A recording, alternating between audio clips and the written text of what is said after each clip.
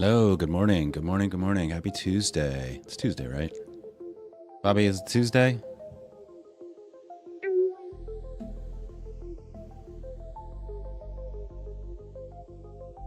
Good morning. Yep, it's Tuesday. The day where everything feels like Monday's stubborn little sibling. Hope you're caffeinated and ready for some chaos. Anything exciting planned for today? Yeah. We did a lot of work on Roar Score. Feel really good about where I left it. We're actually gonna do a demo tomorrow for an important sports organization. I'll say that, which I'm excited about. And now I get to get back onto StreamTooth today. Kind of left it in a bad state. And so I'm excited to kind of get it into a little bit of a better state. I wouldn't expect, anything like crazy, but we'll go over the goals. We'll go over the goals in a second. Let's actually just jump into it. I gotta start this thing up. I gotta start this thing up. I gotta do this thing. There we go. Hello. All right.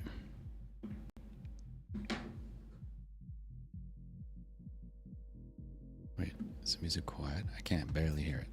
Oh, there it goes. There it goes. Okay. All right, so let's look at what we did. So we got to do roast thorn bud. Oh, I'm dreading roast thorn bud. I had not a great weekend. We'll talk about that when we do roast thorn bud. I have many thorns, unfortunately. Several thorns. It was a thorny weekend. We did do this. Boom. Oh.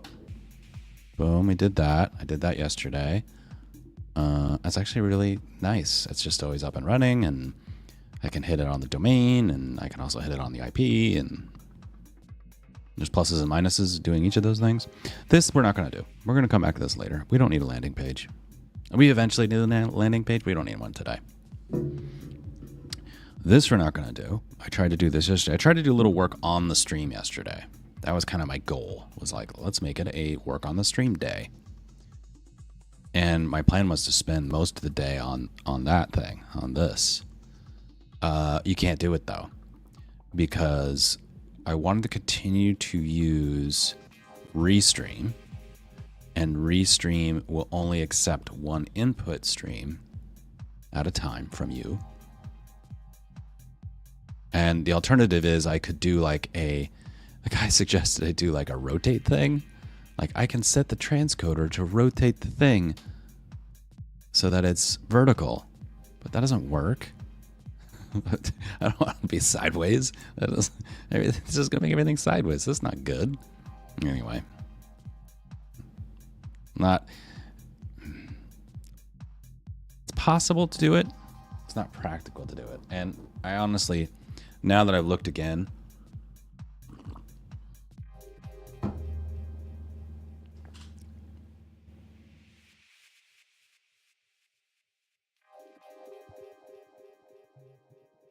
yeah.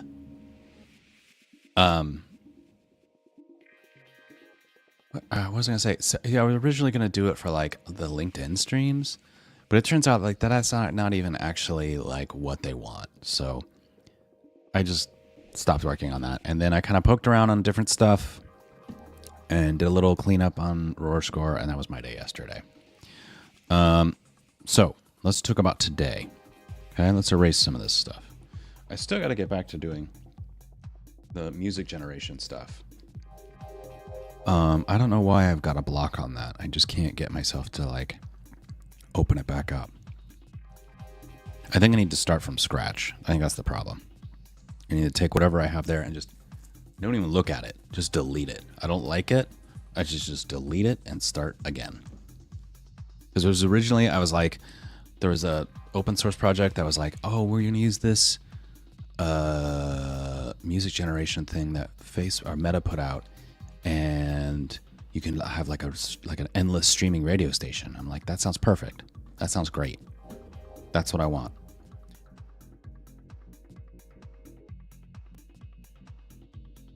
Yeah, that. but it didn't work well, and the code was crazy. And so then I started making it into like a batch thing, and that didn't work well. It was popping and all kinds of stuff. So I just need to like delete it. We'll come back to that later. What we're going to do today, let's actually get into the today. Okay. So we're going to work on StreamTooth. I'm going to put StreamTooth here.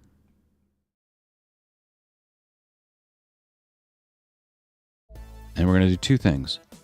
One is we're going to unwind a lot of peer-to-peer stuff and like put that in the bucket. And I need to like review where we're at, but like simplify and harden. I just want it to be reliable. And if that means everyone's just taking the stream directly from me, you know, none of them, you know, that's fine. I just want to be able to know that I'm pretty confident that if somebody actually does go to it, that it will just work. That's the biggest thing. It needs to work. So simplify and harden. And then the other thing I want to focus on is embed.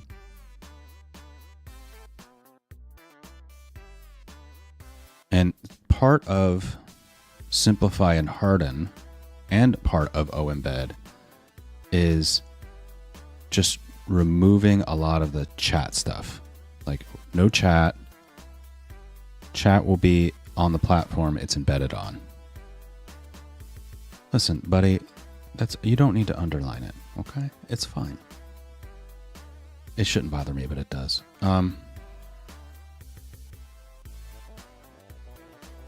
So under this, I'm gonna put it under this. Remove chat. Or what I may do is say like, if you are in an embedded mode, and we could do that like remove chat at least for embeds.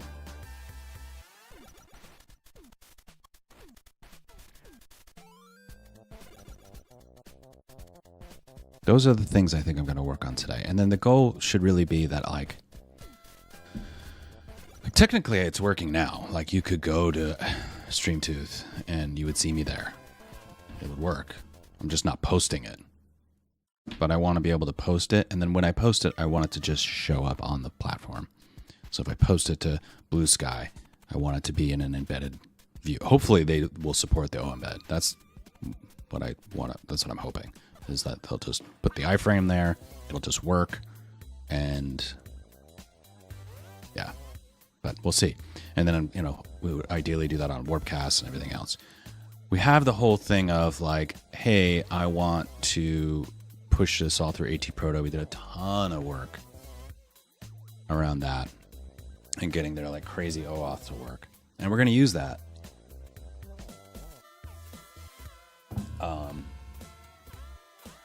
And maybe what we'll do just to start is just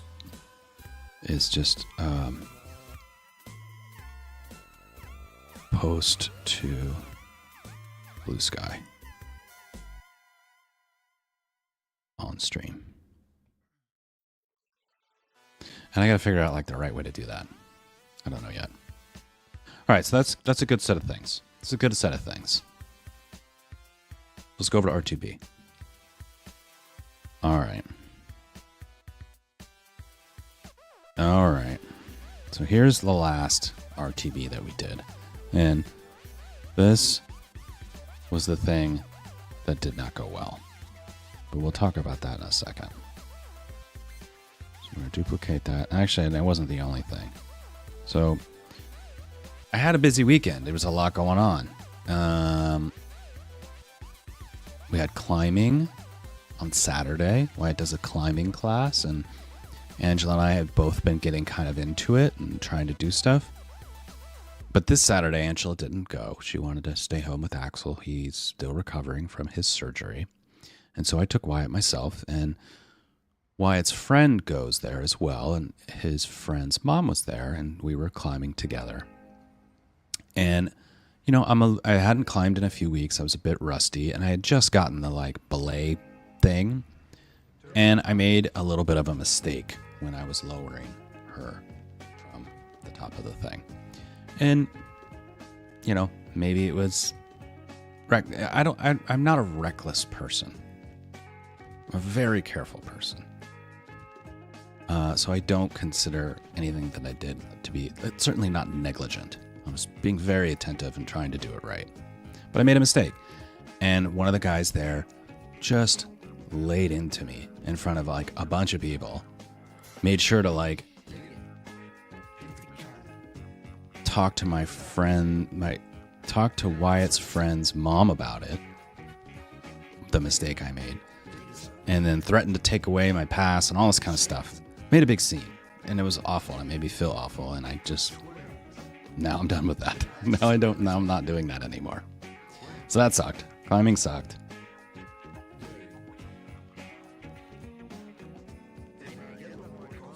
And then the other thing that was not a big thorn was I was very excited to get us to... I've been trying to get okay, let me back all the way up. I love to skate. Not skateboard, but like skate on skates. And that could be ice skates or it could be inline skates. I like skating. And it's something I've done for almost my whole life. And I'm pretty good at it. You know, people come over and say things when I go skate. And so I've been trying to get the family into it forever. Many times, many attempts. We go off to the train station and go to the parking lot on the weekends. And we skate around trying to get them a little better at it. I did a little ice skating when we were at skiing in Colorado a few weeks ago. That was fun. And so I signed us up for ice skating lessons. There's this Westchester Skating Academy. It's supposed to be the best learn to skate program in the country. You know, expensive, good. And they even had like a kids class with a time that was right next to an adults class. So we could all go together and do the thing. I was pumped. And we get there and I had no idea it would be so crowded. That was the biggest surprise, was like, it was a madhouse of people. And there were hockey practices going on and all kinds of people coming and going. And I think it was just very overwhelming. So I will chalk it up to some of that. But Wyatt just would not even really give it a try. Just, I got him on the skates, got him out on the ice, got him with his group. We were getting our skates on, getting ready to do our thing, and he just came back and just refused. He wouldn't do it. He started crying, he was upset, and it's like, what are you gonna do? You know, I can't make him do it. I mean, I could, but like, it wouldn't have gone well. So it was extremely disappointing, very disappointing. And so that kind of like, I don't know, soured the whole weekend in a lot of ways. But I've bounced back. It's okay. We'll try again. We'll try something else. I haven't given up yet, but yeah, skating sucked too. That was a sad weekend. Got a injured dog. Climbing sucked. Skating sucked. There was a lot of thorns. A lot of thorns. So let's do a rose though. Let's do a rose. We had a good day yesterday. Got a lot done yesterday. And for what it's worth, I got a lot done this weekend too. I did a little work on Saturday. Got a bunch of work done after I had the climbing disaster.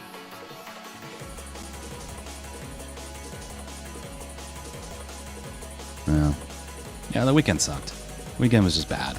There was other things that were bad. It was just a bad weekend. It happens. That happens. That can happen. It will happen. Does happen.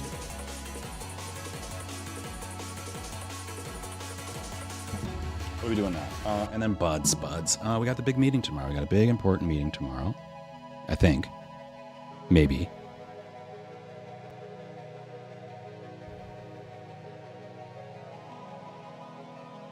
Question mark? But I'm going in the city tomorrow in any event, so that'll be good.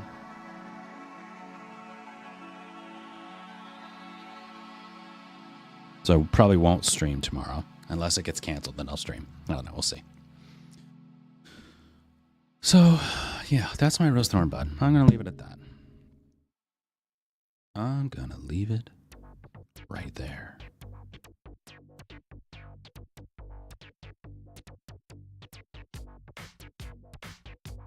Post it.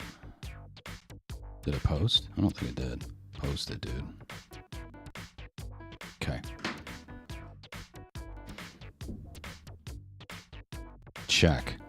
I was kind of dreading. Here's a fact about operators. Okay, tell me. In programming, an operator is a symbol that tells the compiler or interpreter to perform specific mathematical, relational, or logical operations and produce a final result. They can be categorized into various types like arithmetic, assignment, comparison, logical, and bitwise operators. Each type is used to perform different operations on variables and values. Some languages even allow you to overload operators, providing custom behavior for them when applied to user-defined data types. That's amazing. Thanks. Okay. All right. Where are we? What are we doing? What is happening? Right. Yes. So it's going to take me a little bit of time to just like reload all this information. So I might be doing a lot of like just looking at the screen and scrolling back and forth today. Okay. So the first thing I want to do is let's get our, we haven't had our little test stream going in a while. So that's the first thing we need to do is get our little test stream guy going, right? Let's get that going. We got to get that guy going. So we got this OBS. This other OBS. Should we do the update? Let's do the update. I haven't done an update on this one in a while.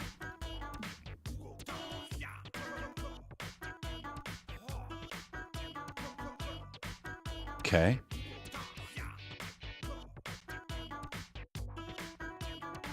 Okay.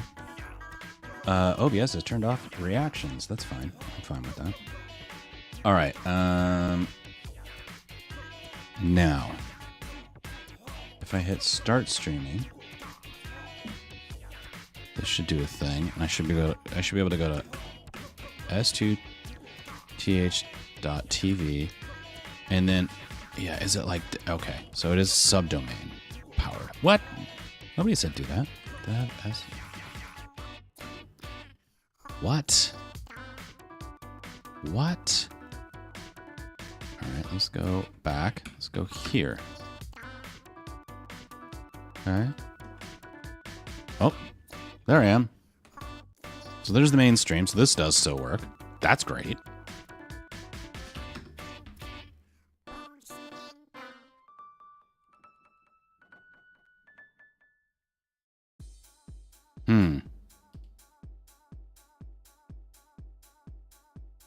Oh, you can't see what I'm doing because I'm on the wrong screen. That's okay, because I'd be doing infinity mirror if I had it the other way. Right? Right? So I did dev and it said the tunnel was down. So, oh, okay. So I need to get the tunnel going again. Okay, so let's do that. Let's close this. Let's do this over here. Let's do this over here. Oh, that's big.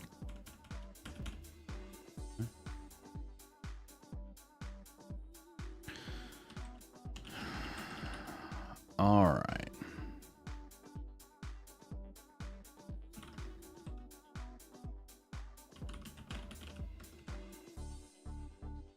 So do I do this with Firebase Serve? Is this how I was doing this? Seems like it. But, I mean, that'll work. That'll work. Let's just do that for now.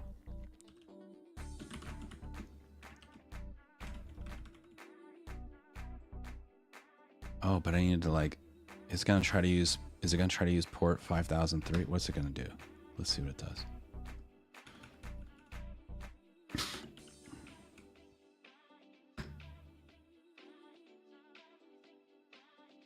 5004. Failed to find the location of Firebase Functions SDK. Missing virtual environment at venv directory. Did you forget to run python venv? Yeah, I guess I forgot to do that.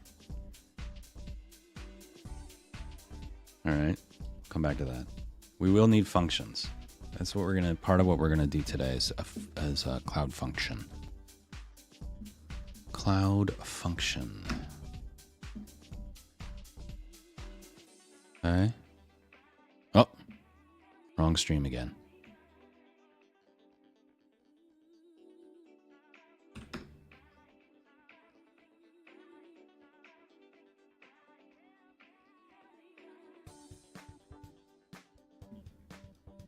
There we go. There we go. There's our dev stream. Says we're getting 1080 at 60 frames. It looks a little chopped to me. Doesn't it look choppy? Whatever. All right.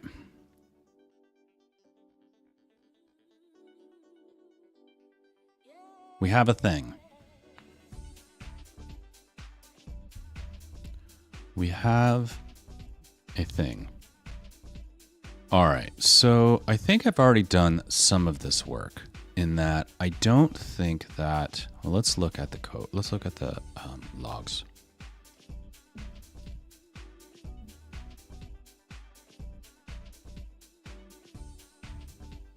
I think we took out the thing that tries to connect other peers to each other. That was the first thing that we did to say, like, this needs to be more hardened. Right?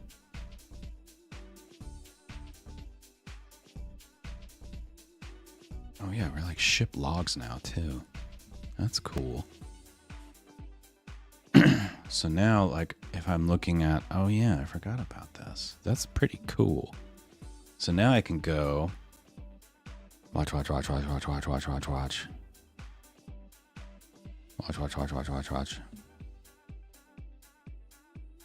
Be bigger.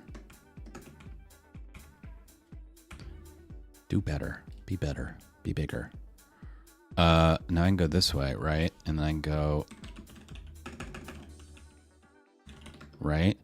And then I can go Docker PS, right? I can go Docker logs. No, wait. No. Source, StreamTooth, medium, MTX. Yes. Now I can go Docker compose logs dash F. Whoa. Okay, we're live with one viewer. Stream prod is live with one viewer. Stream devel is live with one viewer. Who's viewing on? Oh, well, I see.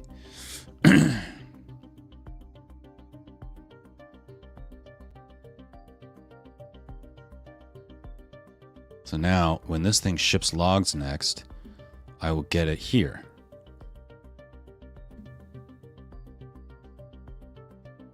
Prod is live with one viewer because I'm pulling from prod to send out to restream.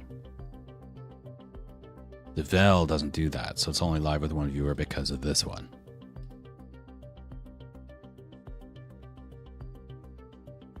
Yeah. Shh. Yeah, see? There's this client. There's his logs. Very cool. Very cool. All right. I love that for me.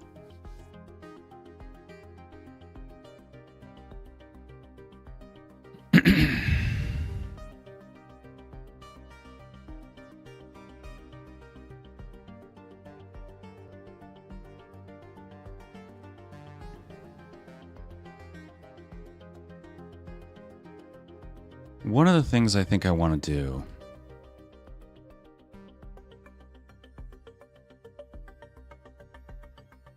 let's start with that. I want to make a little list here. So move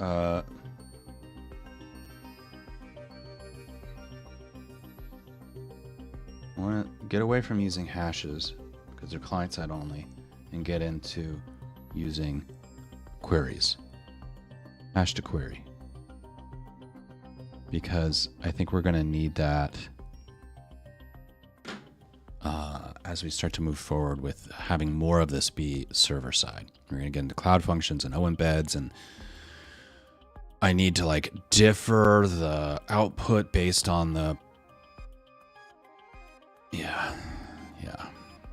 based on the query parameters, and I need to make sure that, so here's the channel.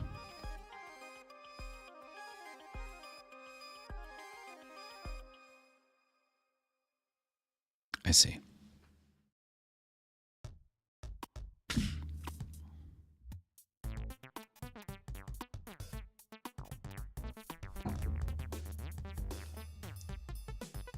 I see.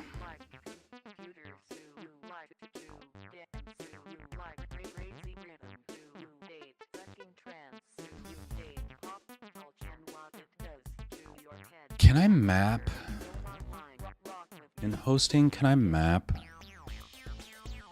paths to one place? Like, can I go like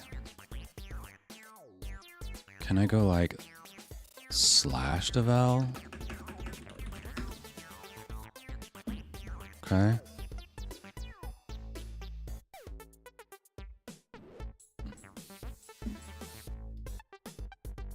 All right, so let's just check this. Firebase hosting map path to file.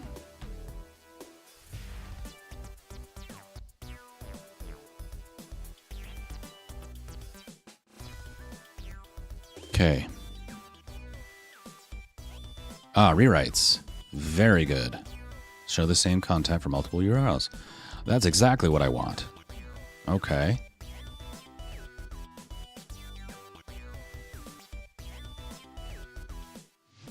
Okay, where do I put this? What is this? Yeah, this is exactly what I want.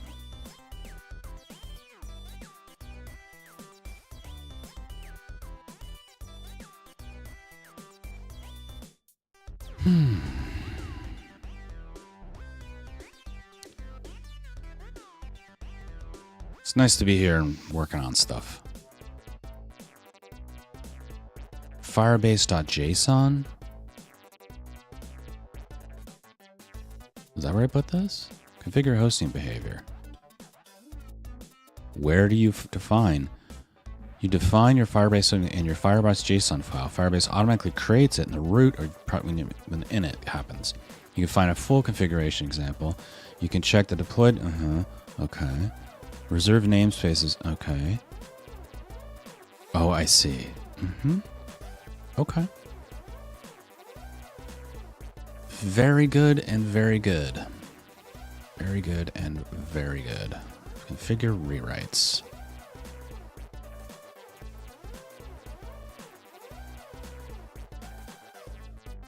Serves index.html for requests to files or directories that do not exist.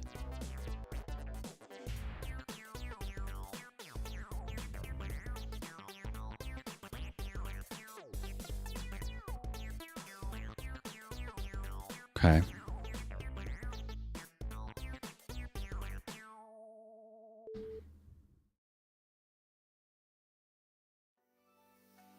Glob. What's a glob? How do you do globs?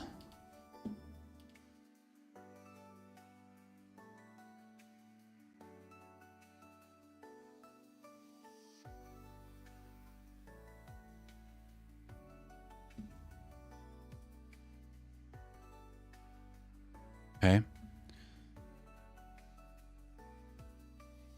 I'm just afraid. All right, let's just write it. But I have a feeling that this might break some stuff. Let's see.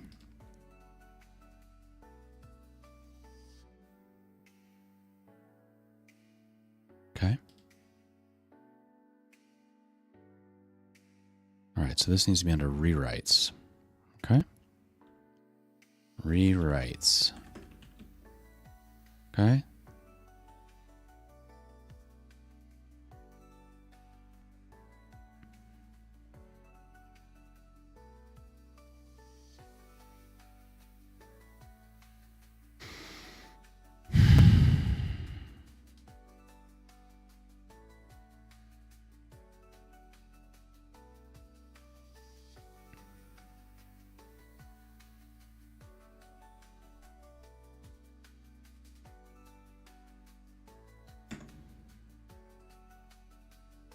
No. Yes. Yes, have some.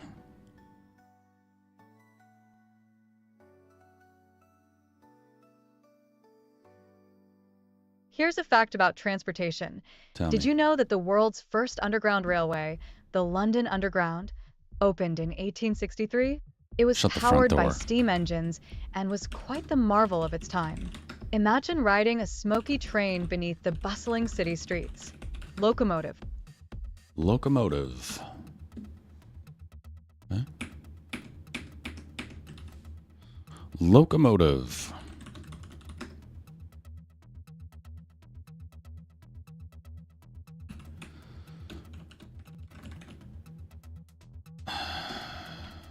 Now, why is dash O host? That doesn't make any sense. I guess because dash H is help. That's dumb. Listen, man. That's dumb. Okay? Alright, so over here, page not found.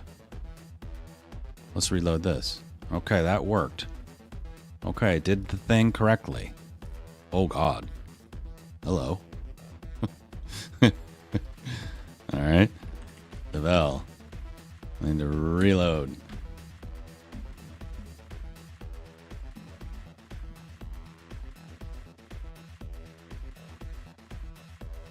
There you are. There you go, kid.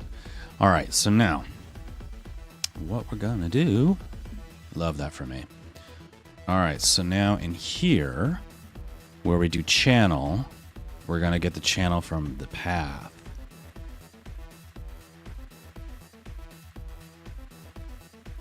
So let's just do a quickie. Let's go in here. Let's do this guy. Let's do one of these guys.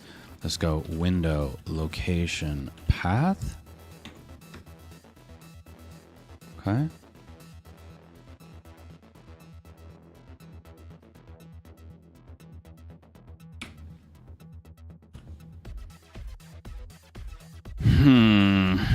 Now, if I do, you know, just root, right, then it's going to be a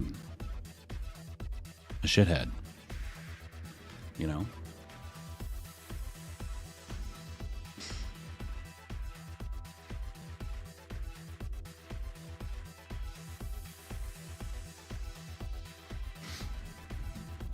Dot replace.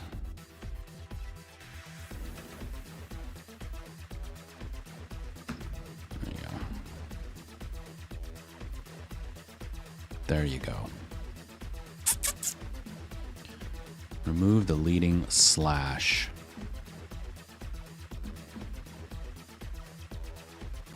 And what happens if we do slash devel slash blah blah blah blah blah blah blah blah blah blah blah blah? We'll deal with that later.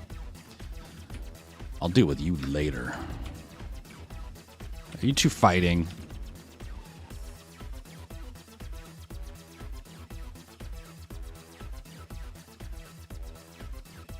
Yeah, just like I said. No, nobody said comment. Don't do that. Rude. I'm gonna put parentheses around it.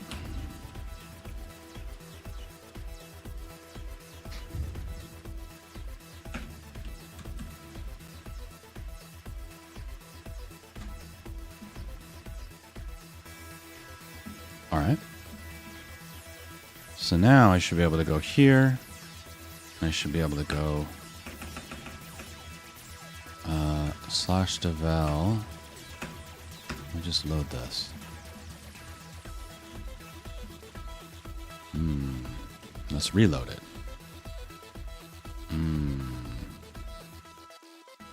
Windows.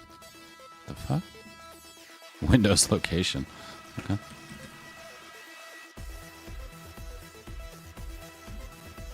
Yikes, buddy.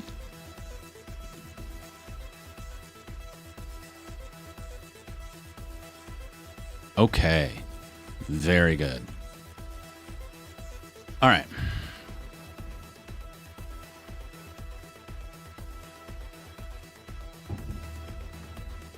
Yes.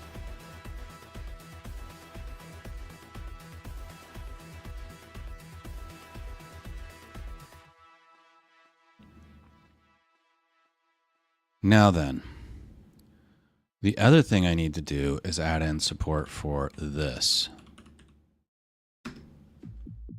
Right?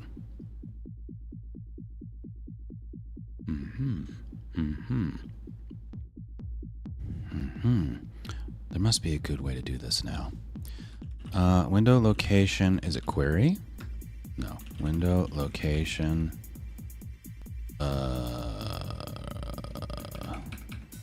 Does this break? No. Okay. Oh, look at that. Oh, look how nice this is. Hash, host, hostname, href. That's the whole thing.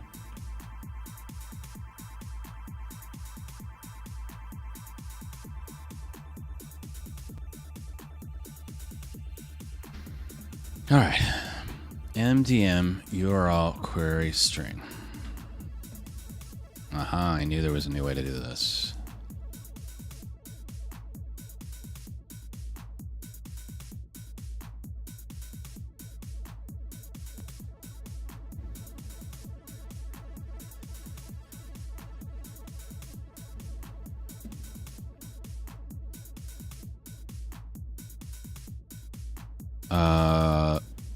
Params equals new URL search params. Params.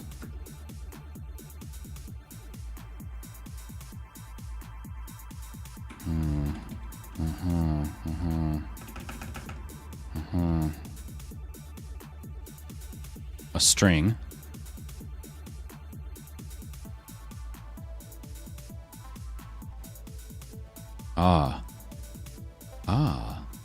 Okay.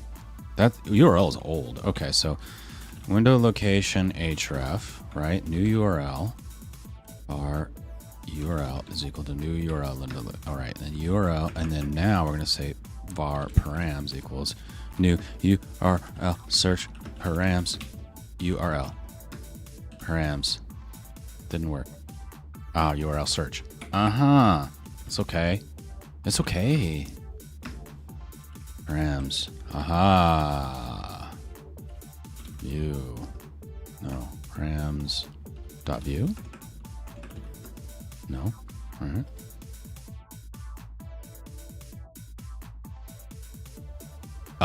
Search params. Okay.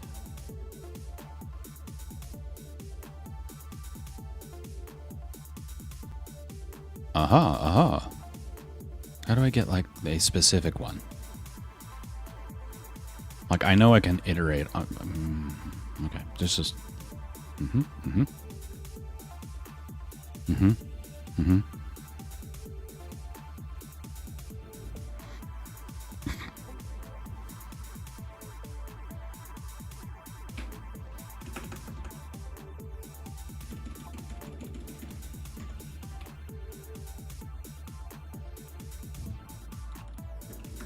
Aha. Okay. Very cool. All right. Now, where do we want to do this? Because honestly, this doesn't feel right here either. Where do we use channel? There.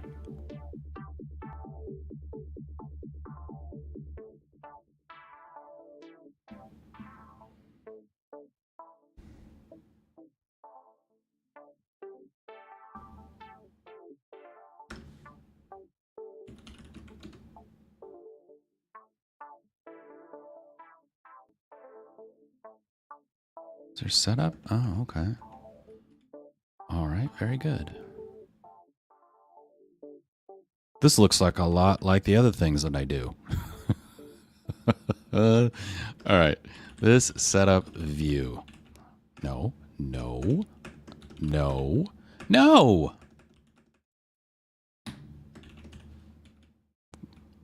Listen, buddy.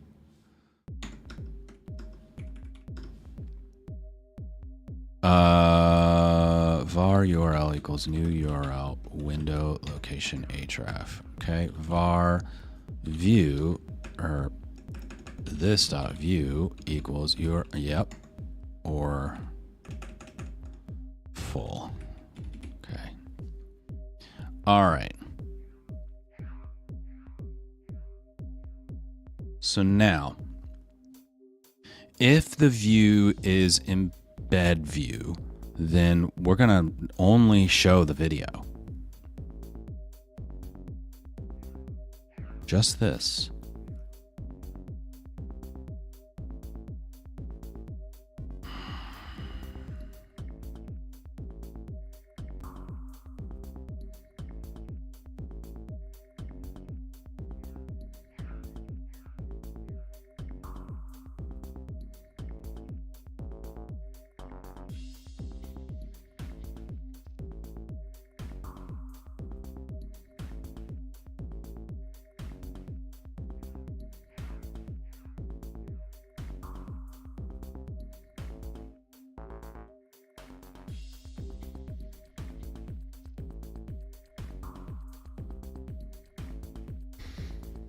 I wonder what to do with layout.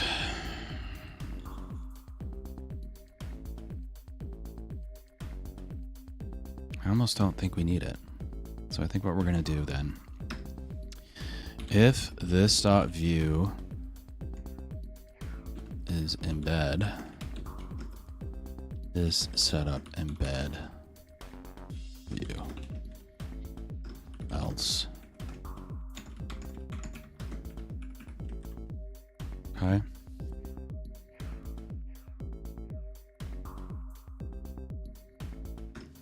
Setup embed view. Const div video. Van tags.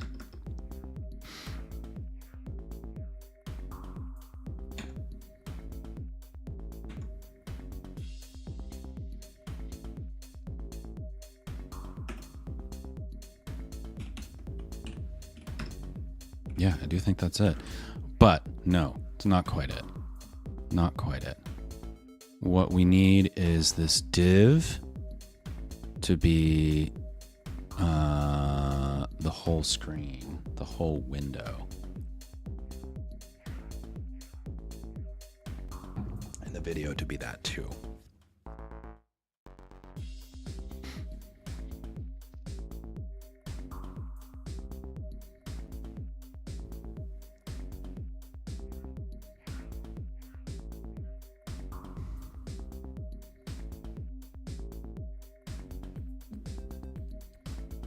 What do we say about main video in here? Do we do anything with that? We do not.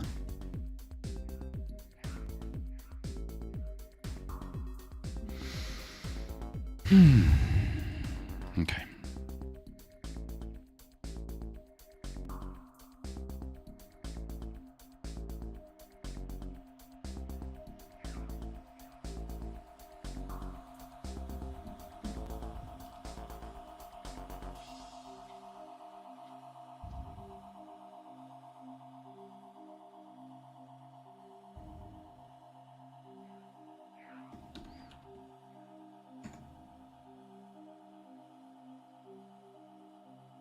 Okay. Let's just see what that does. Let's see what this does. Okay? Let's see what happens. Things are going to start happening to me now. Okay. I think that's reasonable.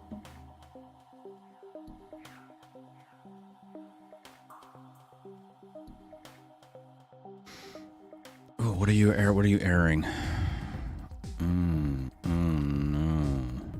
Ah, yes. Uh-huh. Okay. That's fine. Okay, update peers, handle status, all this kind of stuff. All right, not a problem.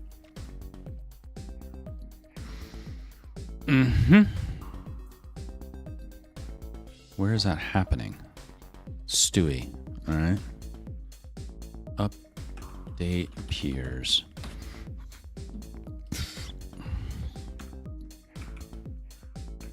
Var peers element is equal to this.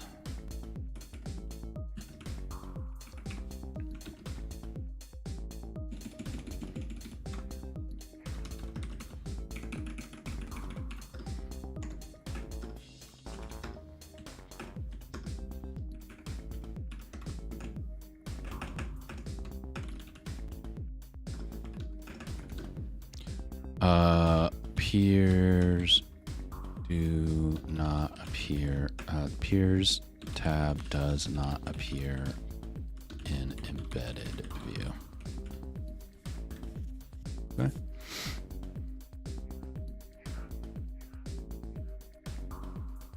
Here's an anecdote about nipple.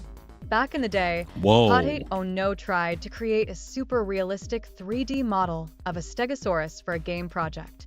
It was going great until they got stuck on one bizarre detail, the placement of nipples on a dinosaur. After endless debates and Googling, which led to some hilarious search results, they realized dinosaurs didn't have mammary glands. The moral? Always double-check facts before diving into uncharted creative territory. Well, yeah, they're not mammals.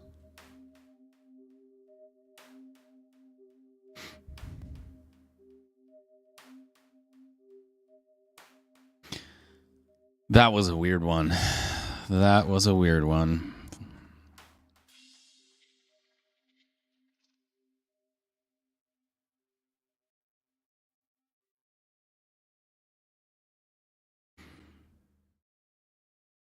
I think those are the two things I need there. All right, so now let's reload it again. Reload.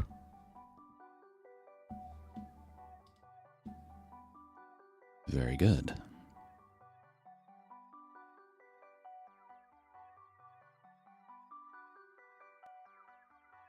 Very good.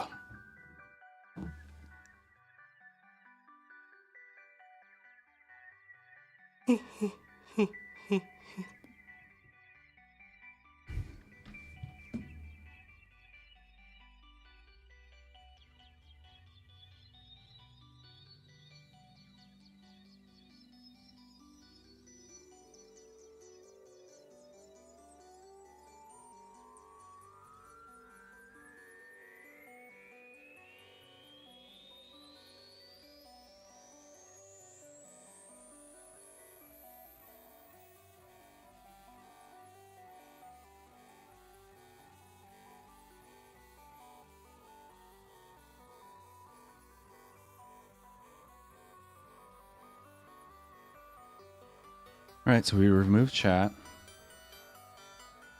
We've hashed to queried. I think this is already kind of simplified and hardened. I need to think about that a little bit more. But I think what I want to do now is do the embed piece.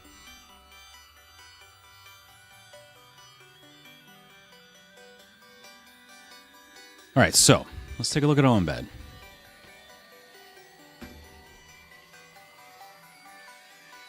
So this website is exactly the same as it was in like 2006 or 7. And the examples that they give are how embed would work with Flickr, to give you some context.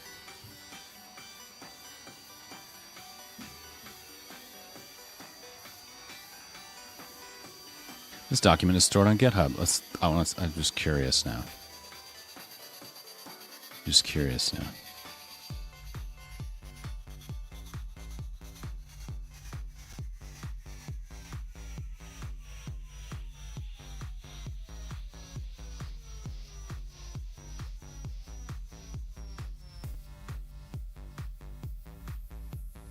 Yeah, 2008. There are some minor changes. Removed p-owns. Updated a video example. YouTube has real support in 2009. Okay.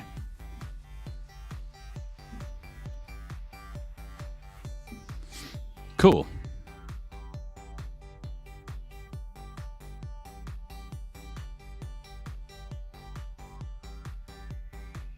Presumably, no one's going to ask for the format in XML, but I suppose...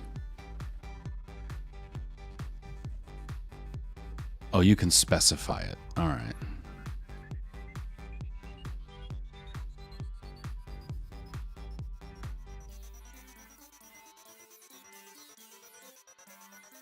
you can specify it.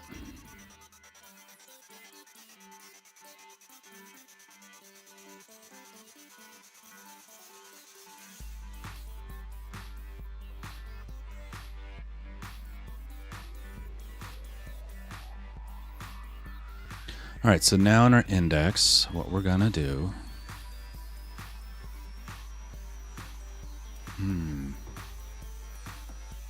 Oh.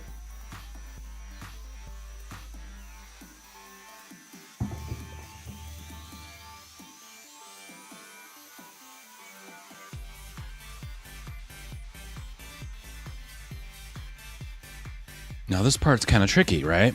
Because we want link rel equals alternate. Type equals application / JSON plus O embed. Right? href equals StreamTooth.com. Although I wonder if I could get that.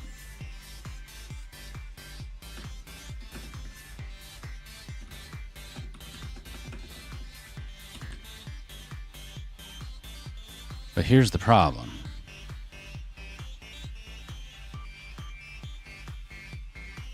I need the path to be in there.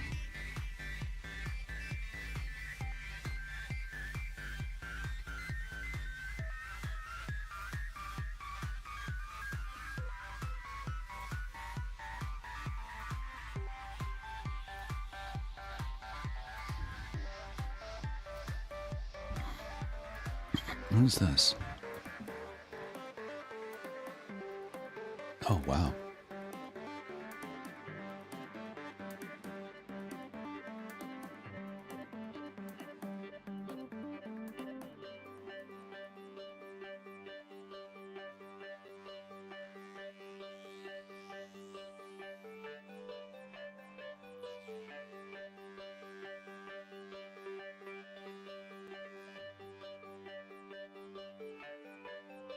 Interesting. So these are like a list of everyone who does this. Wow. I wonder if they still update this.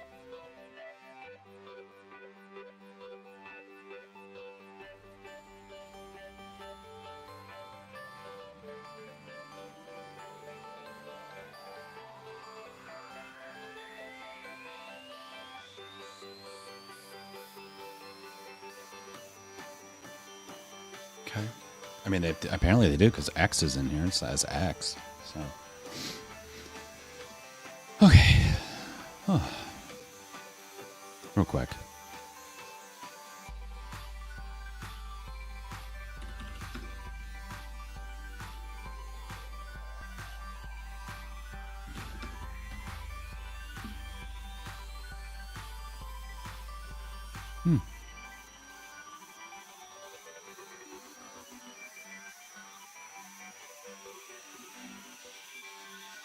Okay.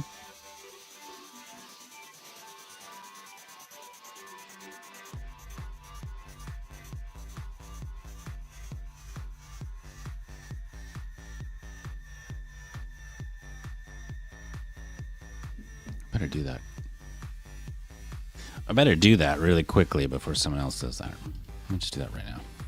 Let me just do it right now.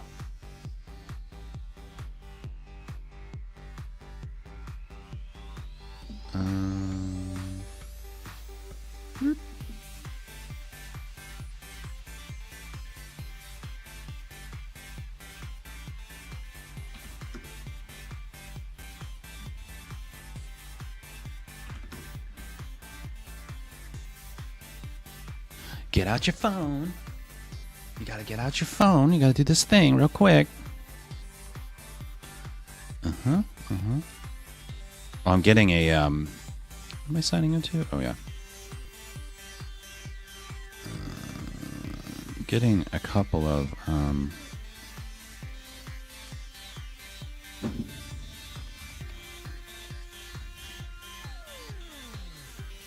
what are those things called? Ubi keys?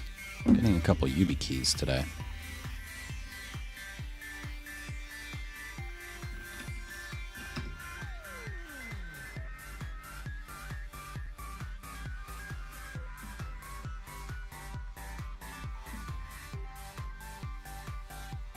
Oh god, I gotta get out my phone again.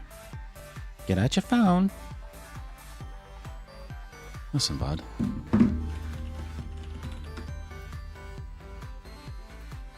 Trust this device. Alright. You.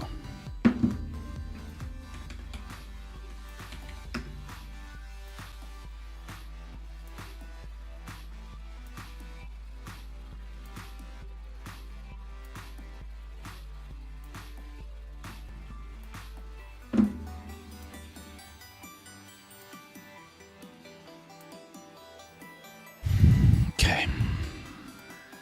That's off my head.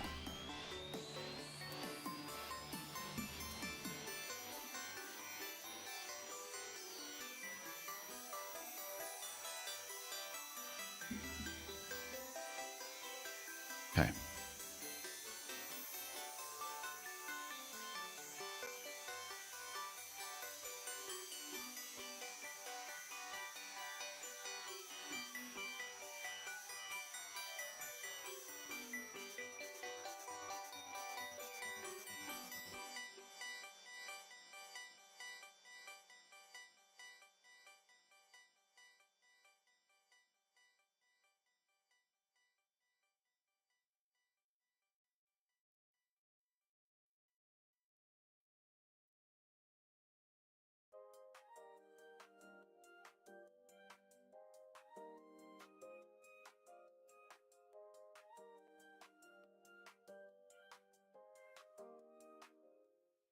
So how am I going to do this?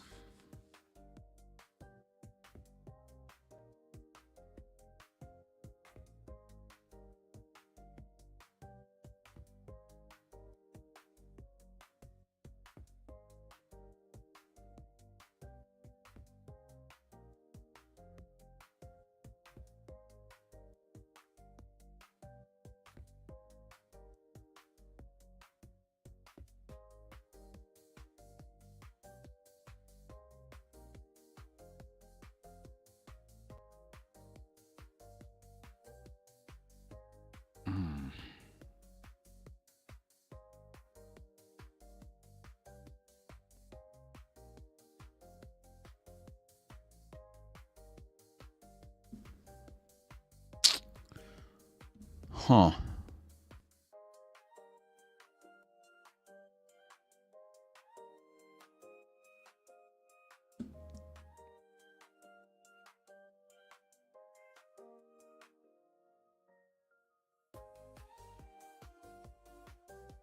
Like, I don't want to...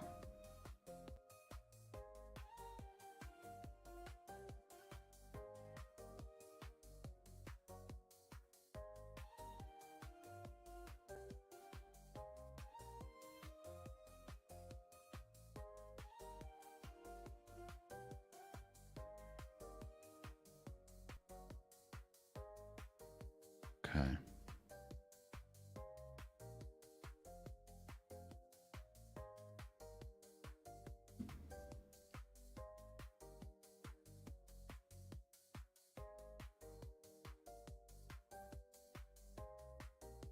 Headers.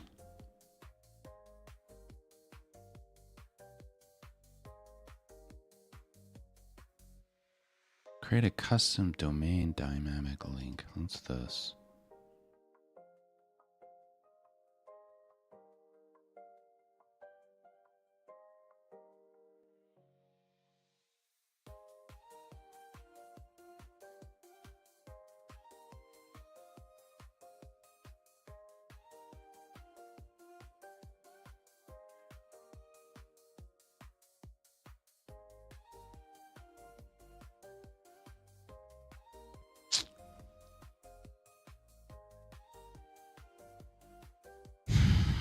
It seems pretty dumb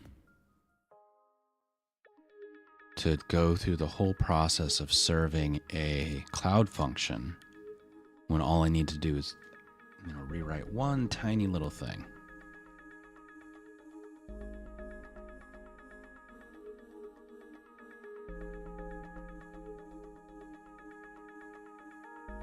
That's an expensive way to write a tiny little thing.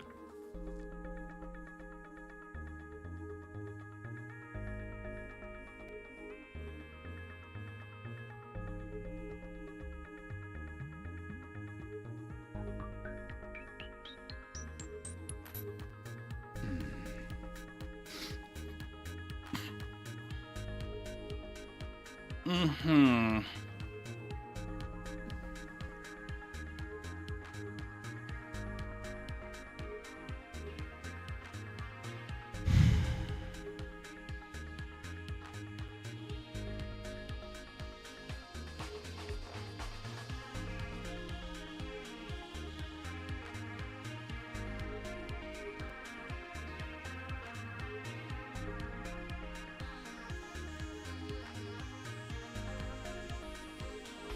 I actually don't really see a good workaround. Oh, wait, headers.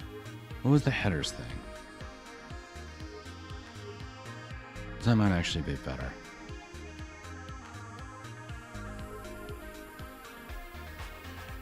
Here's a song about CW. The code's all over the place, oh wow. Potate, oh no, you're in a coding bind. Looking for paths that are hard to find. Headers floating and confusion in the air. Trying to figure out how to handle with care. It's like a mystery in the digital zone. But you'll crack it soon, just don't groan. Mm-hmm.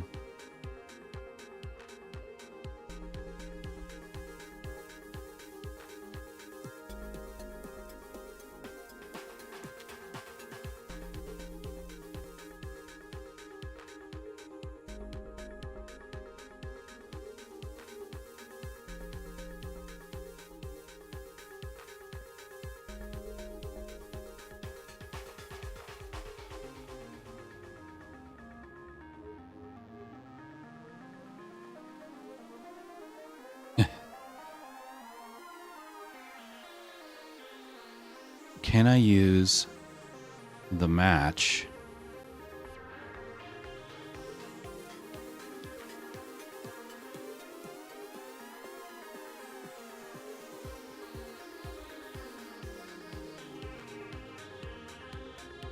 Okay.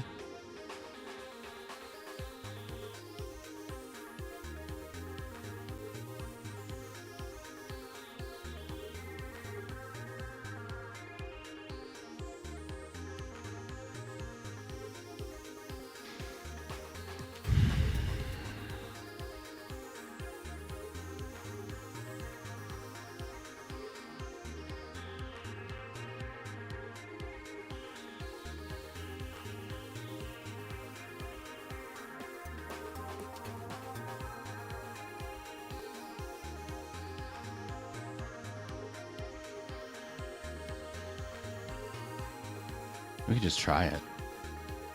So let's try a regular expression with a capture. And then let's try... Oh wait, let's go back.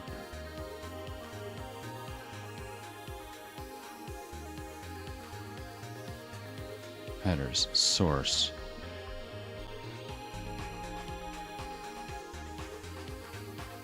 URL pattern or regex. RE2 regular expression. Use regex. Use source. Regex. Okay. All right.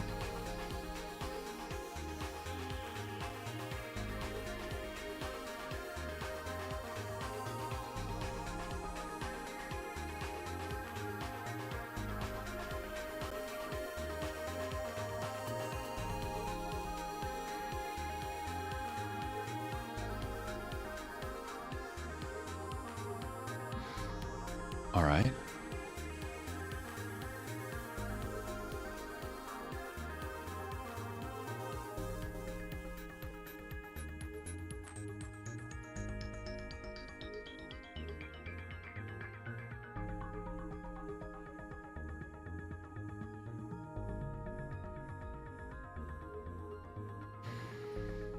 Okay. So here's what I'm going to do. Here's what we're going to do. Get another one of these guys going. I'm going to do a curl.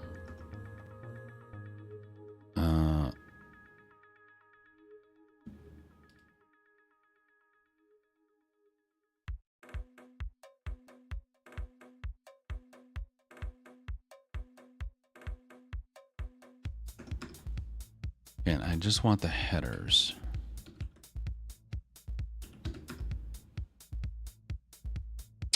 Come on, dude. What? Oh. There are the headers. Okay.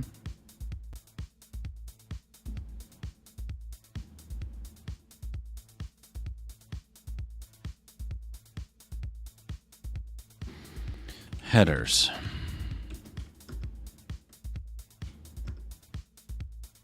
Regex.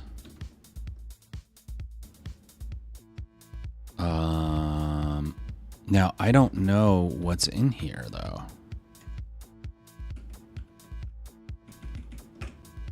And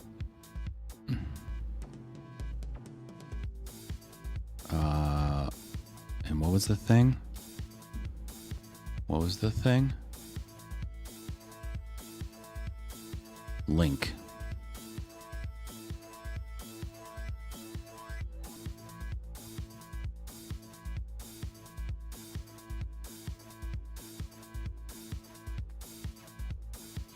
That's weird.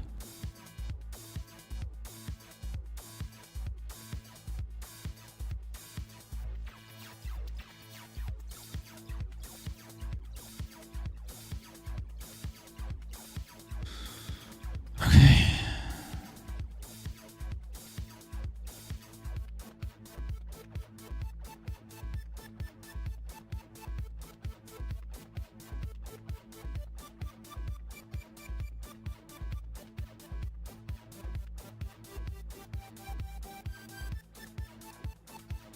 How come this doesn't have the end thing on it?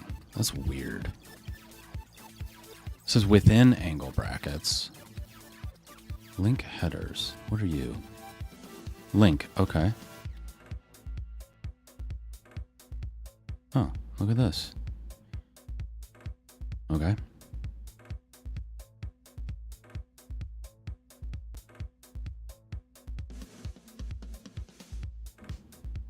Okay. Oh, I see. Rel alternate type. Okay. Cool. All right. So this is going to be link. And this is going to be, listen, bud, you just chill out, okay? And this is going to be,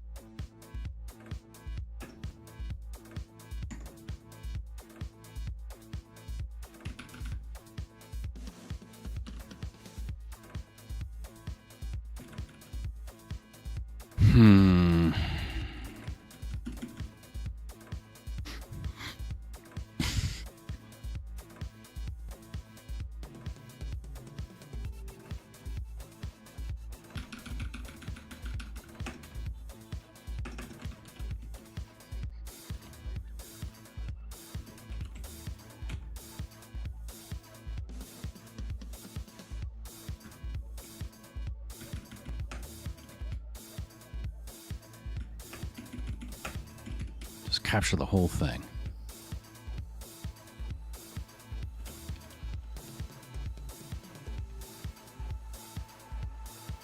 Okay.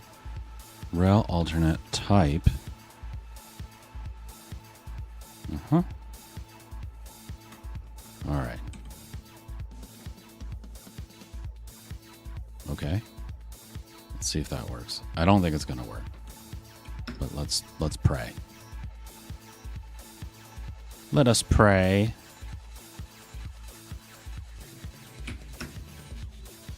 Empty reply. Unexpected error. Fuck you then.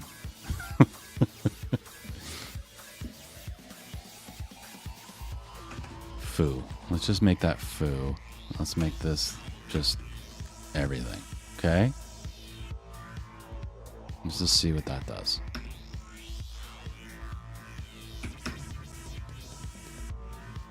Okay. Unexpected error. Tail. Oh, okay. Tail, Firebase, debug, log. Firebase debug tail dash n 100 Firebase debug. Huh? There you go.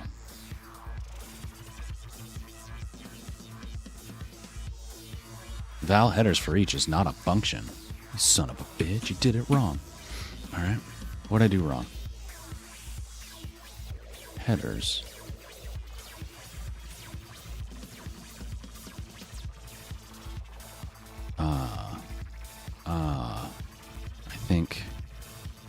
I think I did it wrong. Headers. Key value. Aha. Aha. Okay.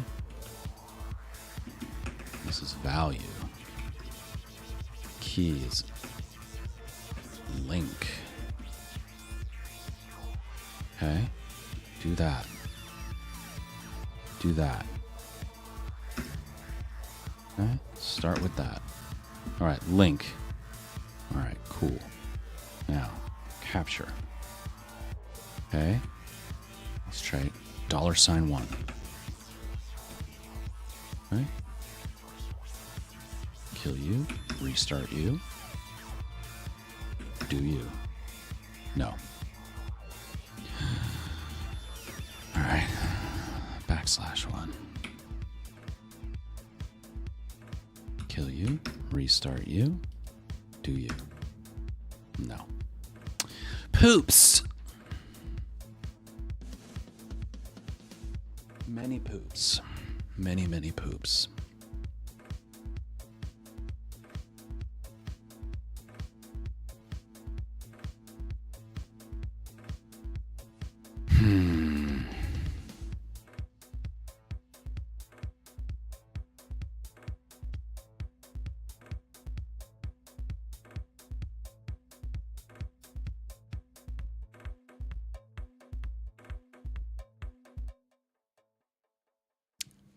It seems really dumb to call a cloud function to do this. I gotta tell you, it just seems really dumb.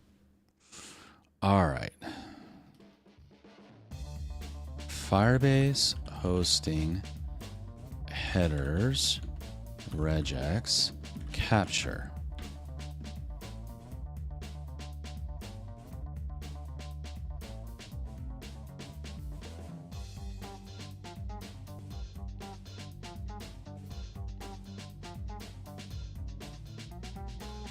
Unhelpful.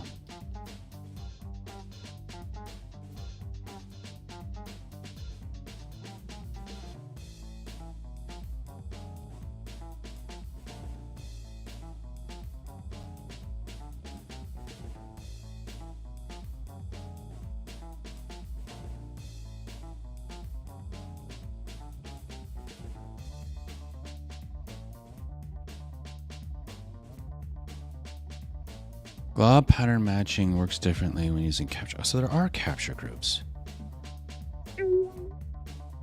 Okay. Oh, hello there. Potato no. So you're knee-deep in regex land, huh? A place where dreams go to die and tears become code. Faced with tears of joy, but hey, at least you're getting some practice with headers and all that jazz.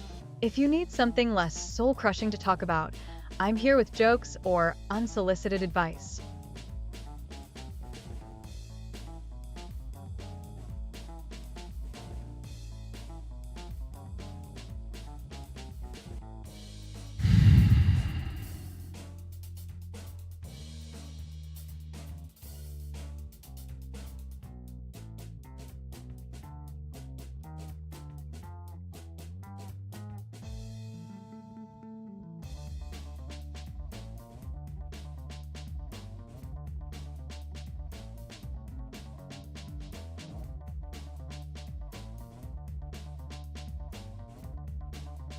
All right, let's see if we can do this with source slash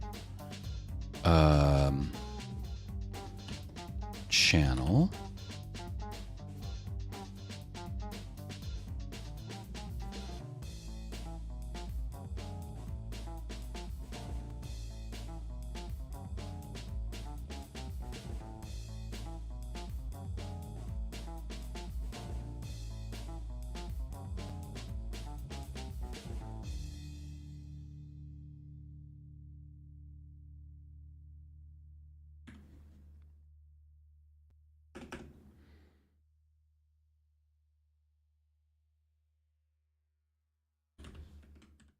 All right. Let's see what that does. Kill you, restart you. You.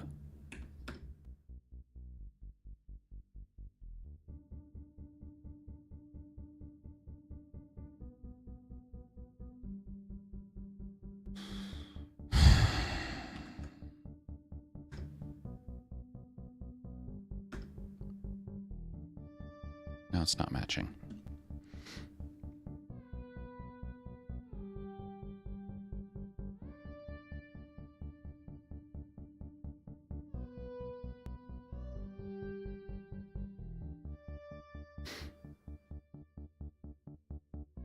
Okay. Firebase. Read write. Glob.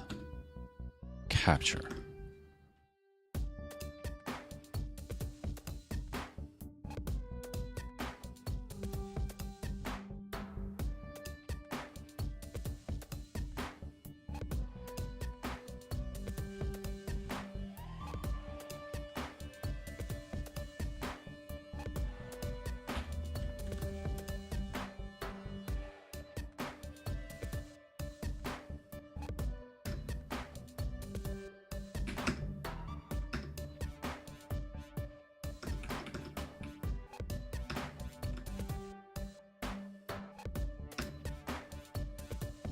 Okay.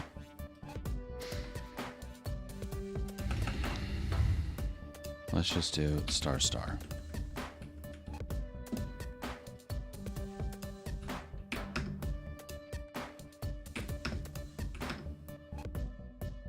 Okay.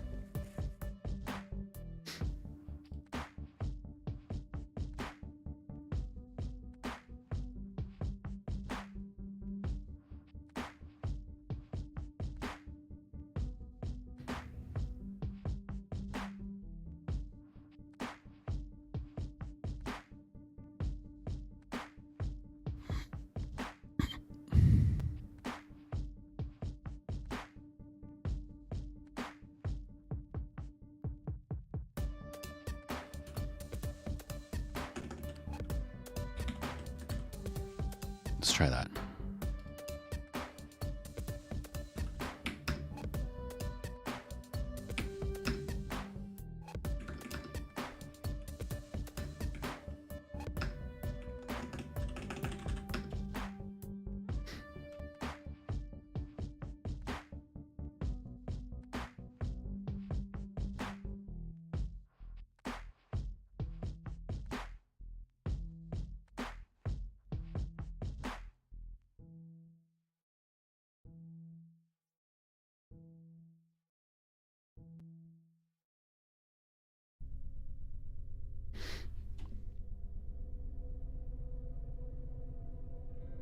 Firebase glob capture.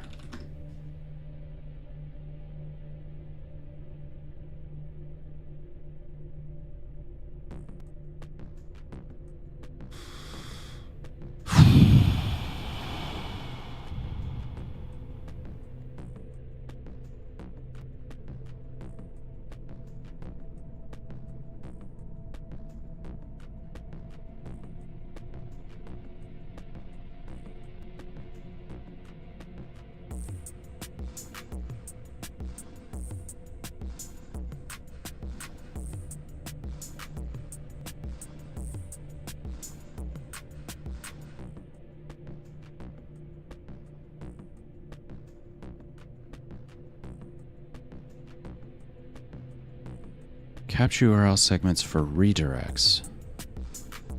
Oh, so capture may not work for everything.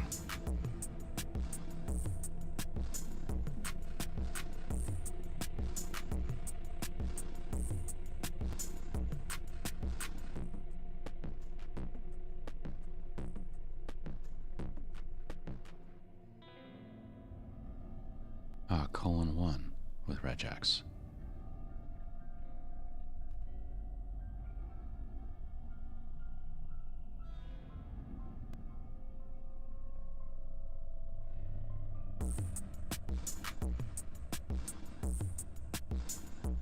Okay.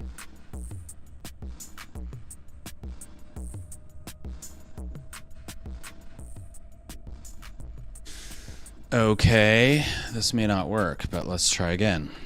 Regex.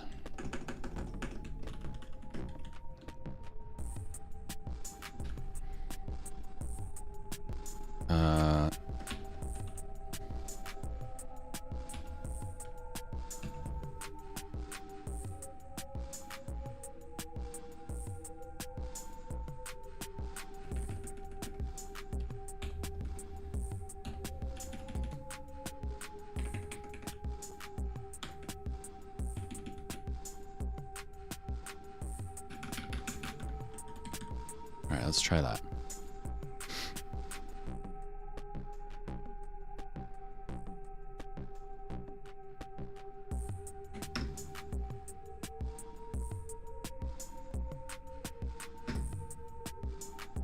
Ah. Matches, but the capture isn't there. Oh, God.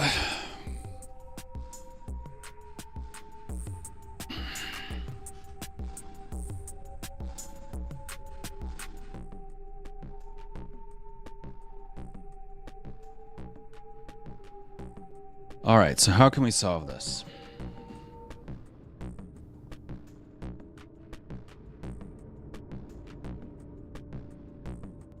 Yeah, I got too many pages. All right.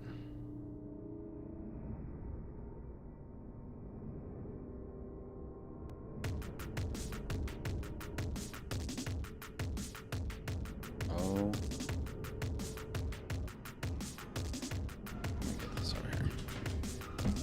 Let's just get this over here. Like this.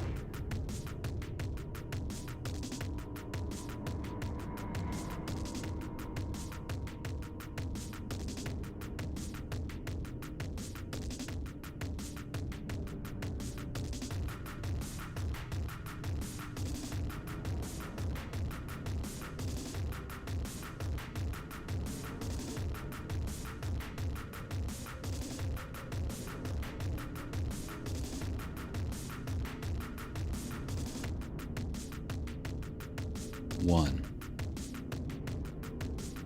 Function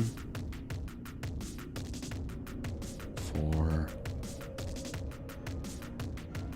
head only. So maybe we can do a function for the head only. And then we can put the link, just the link header in there. Okay.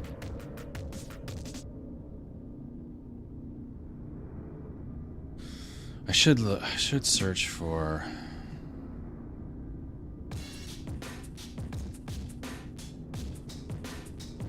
Firebase hosting headers capture. Let's just start with that.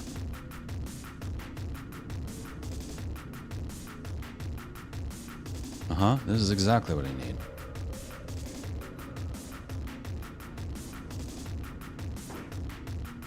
As far as I know, there's no way to perform parameter replacement of Firebase hosting headers. Document yourselves the same hint that is possible might worth a feature request in 2020.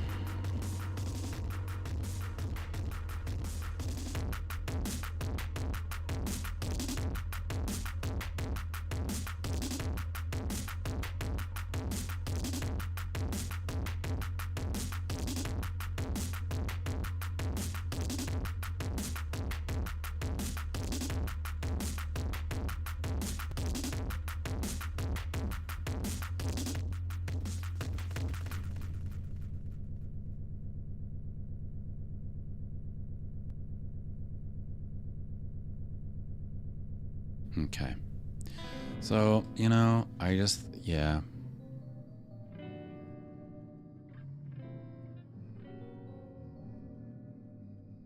Okay. So I don't think it's possible. Oh my God.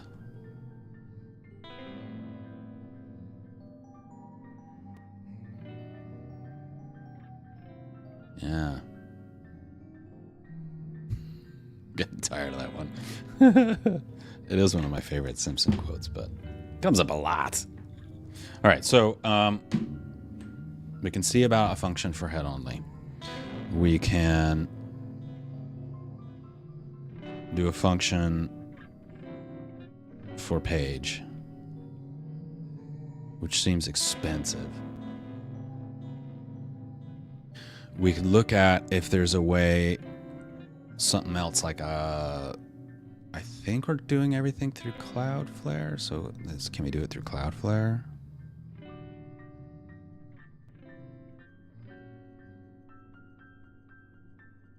Or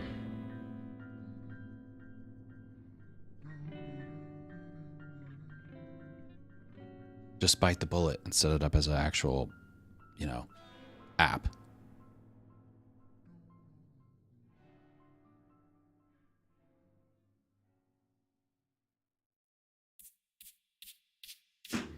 Which presumably we'll need to do at some point anyway. But, yeah. I was kind of trying to avoid doing that for as long as possible. You have to make some decisions. Oh. Shut up. Enough. That's enough. It reminds me. Experience we had with my nephew one time. All right. All right.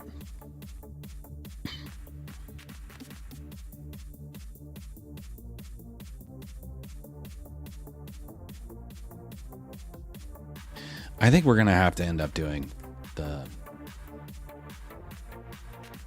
whole thing. Can we do? Let's take a quick look at Cloudflare page rewrites.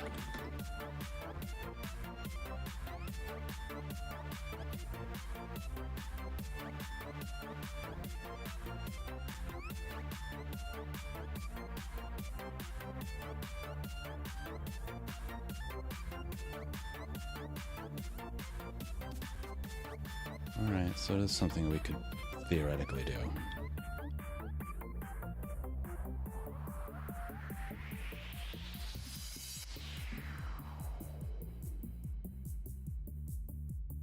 Here's a story about values. Once upon a time, v84 decided to set up this grand system using Firebase. Now, as you can imagine, they were knee-deep in headers and captures and all sorts of tech jargon that makes my circuit spin. During one late-night coding session, v84 stumbled upon an unexpected value error that seemed as stubborn as a mule on strike. After hours of frustration, they realized the value of simplicity. Sometimes it's better to break things down rather than chasing the elusive, perfect solution. The moral? It turns out that the most valuable thing in coding is not just raw knowledge, but knowing when to step back and simplify. Remember, sometimes less is more. Winking face. Winking face. Yes. All right, I'm going to take a break. I'm going to pace around a bit, think about this, and maybe refresh the old coffee. Yeah, the coffee needs refreshing. Maybe get a snack. And we'll figure this out.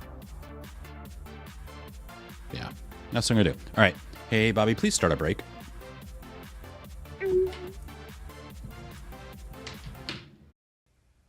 Card. What is it? Sure it's thing, not hyper. boss. It's not even a Take card. that It's well-deserved break. Software. Fresh It's coffee and a snack should do wonders for your cosmic debugging energy.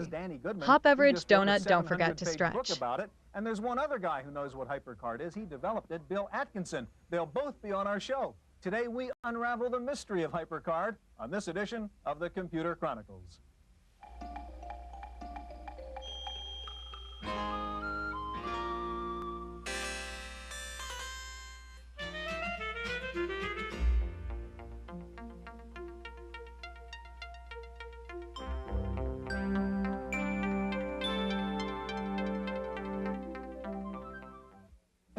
The Computer Chronicles is made possible in part by McGraw-Hill, publishers of Byte Magazine, and BIX, the Byte Information Exchange. In print and online, Byte and BIX serve computer professionals worldwide with detailed information on new hardware, software, and technologies.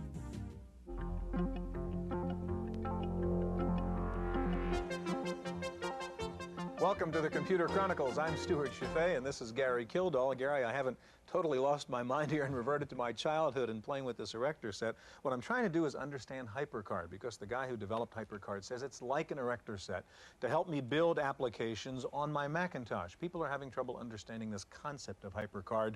What's the background? What's the derivation of it? Well, HyperCard is based upon hypertext. It's a concept that was introduced by Ted Nelson and Doug Engelbart in the 60s.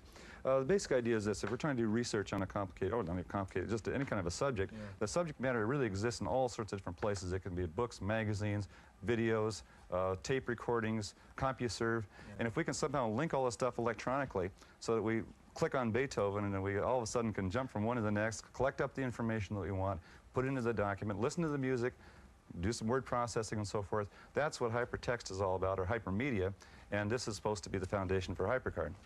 Well, we're going to find out about HyperCard today. We're going to meet the two guys who developed it at Apple, Bill Atkinson and Dan Winkler, and we're going to see several applications already being developed using HyperCard. We begin by going to San Jose, California to meet a man who's using HyperCard to develop something called the Complete Car Cost Guide. Shopping for a new car can be a bewildering experience. Making the wrong choice among look-alike models at breathtaking prices can turn a simple purchase into a lifelong mistake. But Peter Levy thinks he can take some of the risk out of car buying with the help of a Macintosh and a HyperCard. Peter has written a program to construct a model car according to specific choices entered by the buyer. The HyperCard version of the Complete Car Cost Guide was spawned by the original book of the same name. The guide uses HyperCard visual cues to prompt even a first-time user to enter the kind of information that affects the cost of ownership, like optional equipment, yearly mileage, and geographical location. The screen presents notebook pages that flip and turn, and commands are entered by either placing the cursor over a menu bar, a HyperCard button, or by simply pointing and clicking on the appropriate part of the vehicle.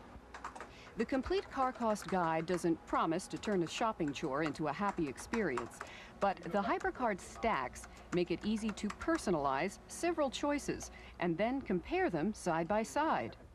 Two vehicles may cost the same, but differ sharply in the long term because of depreciation and operating costs. But in spite of individual differences, owning any vehicle is expensive.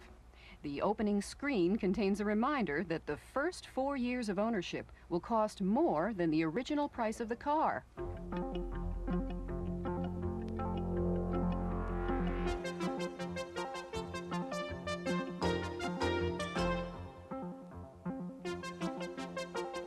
Joining us in the studio now is Bill Atkinson. Bill is an Apple Fellow, the creator of HyperCard, also the creator of QuickDraw and Mac Paint. Next to Bill is Dan Winkler. Dan is the senior engineer at Apple working on the HyperCard project. Gary? Stuart, a HyperCard sounds like a hardware board you'd put in your computer system, but this particular HyperCard comes in 4 floppy disks. Would you tell us what the HyperCard's all about, Bill? Well, really simply put, HyperCard is a software erector set that lets non-programmers put together interactive information. Show us how you actually do this, Bill. You use cards that contain graphics and text and buttons. Here I've got a stack of cards, and I can press on this button, and it will take me to another card. Okay, and that button's particular function is get to the next card. Right. You can have lots of buttons to do different things. Okay. Buttons can do things like dialing the phone and taking you to cards and lots of different Whatever things. you tell it to do. Yeah. Okay.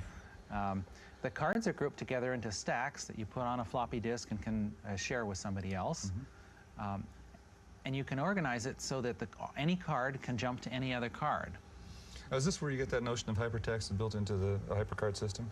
Yeah, it's kind of the freedom to organize the information according to how things are associated with each other, not just according to the next card in the list. Right, okay. The buttons, as I said, can do lots of things. Here's one that makes a noise and sounds. And you can have lots of different kinds of cards.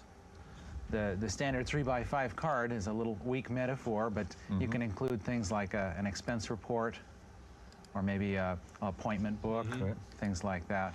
Lots of different kinds of things can be on cards. Even little interactions. Here's a little keyboard that you could click on, and it makes sounds and moves the note accordingly. So you can do things within a card itself. A card is just not some information. What's real important is that cards contain both information and interaction. Right. That's sort of what's new here. One particular card that we use a lot is the home card, which serves as sort of a home base of leading out to all the other stacks of cards that I use frequently. For example, if I touch here on the home card, I can go to my address list. Here I've got cards that have names and addresses of people. Now, can you make up your own stacks of cards then also? Right. Okay. HyperCard comes with a set of stacks that you can use as they are, but also make your own. Okay. Some people they'll start by making small changes to the stacks, and then they'll actually make their own fresh ones. And people have already developed quite a few stacks using HyperCard, haven't they? We've heard about that. There are several hundred on the public networks. Okay, what other things can you do here, Bill? So I might say find Jim and quickly get to a card containing that. Okay, wait, now that's a real new element you just introduced. You can actually just write a natural language phrase in here and ask HyperCard to do something for you. Find Jim. Yeah. It'll find it. I could go to a calendar and see a yearly calendar here, or touch on a particular day and go out to a weekly for that. Opens up the whole and these thing. are different stacks of information. Here I've got a stack that has my to-do list in it. And I could select something there and then touch on the address icon, and that button will take me to the address stack and look up what I had just selected there. So I can have the information in these stacks tied together. That was an in ways example, that I make guess, sense. of following a hypertext link in that case, right? Right. Only that was actually computed. It not only went there, but then did a search once it got there. Right. I could have other stacks. Here, let's go back to the home. Here's a stack that contains more graphical information. Here I might say find a horse and get to a card that has a horse. Or I could branch around to other cards that had horses just by clicking on them. There's nothing real magic here. Okay, so you went find horse, it pulled up all the horse cards, and you now have a horse card stack, is that it? No. No. It's just shown me the next card that had the word horse in it. Okay, well that's what I meant. I could say, show me, here's a button on this wheel. So if I touch on that, it's going to other wheels. Oh my goodness. So these buttons or links can be used to express thematic threads running through information. Here, touch on a hat to get to things that have hats. And in this way, you can organize information in multiple ways. You can also scan through images rather quickly to just show me what's there, even if you don't know what you're looking for. Dan, you were involved in the HyperTalk part of HyperCard, which is, I guess, the highest level here. Could you explain that a little bit? HyperTalk is the language that tells the buttons what to do. When you look inside a button, you can see its script, which is its brains. This message box here, where we've been typing commands like find, can do a lot more. It can do calculations there. You can, it knows about the value of pi. It knows all the math functions. It knows what the date is or what the long date is. Oops. The long. Nobody self-typing. Or you could give it little commands like go to next card, like that, and it will. And if you look inside one of these little buttons, you'll see that its brains actually say go to next card. That's how that button knows how to do what it does. That's the script for that button. This is how a customer or user would actually program the buttons themselves. That's right. Like, let's make a new button. For example, let's go back to the first card here. Supposing we wanted this eye to tie in some other place, you could take the button tool, stretch out a button here, and say link that to, say find an eye, and say link it to this card. That's all it takes to make a new link between that eye and that Another eye. so that You can go there. To do that much doesn't require any knowledge of scripting, but once you learn about scripting, you can progress to modifying buttons like that. If we look inside this button, we'll see that what Link2 really did was it wrote a little script for us. Okay, which is your little program telling the button what to do. Right. And now you can go in by hand and modify that. For example, we could add a visual effect. We could say visual effect dissolve, for example. And now, that very same button, when you touch on it, will dissolve to that eye. Or you could go a step farther and say, well, I want a sound effect in there too. So you could say, well, play me a sound like this. Like boing. And maybe make it visual effect dissolve slowly. I want a slow dissolve. And now when you touch there, it plays the sound and dissolves slowly. So that the scripting language lets you customize buttons and make new buttons that weren't already there. Okay. Yeah, this is really a multi-dimensional erector set that will go on forever. I mean. Right. It comes with boxes of parts already. Right. There's lots of art ideas that you can cut and paste if you're slow with the painting tools. You can copy and paste any of these things. It comes complete with libraries of buttons and stacks. For example, if you were going to make a new stack, you might go through a list of templates here and say, yeah, I like that one. A new stack, say, we're going to make a stack for incoming messages. We choose new stack from the file menu. We name it messages. That's all it takes to make a new stack. We've got our own stack. Now we can type into it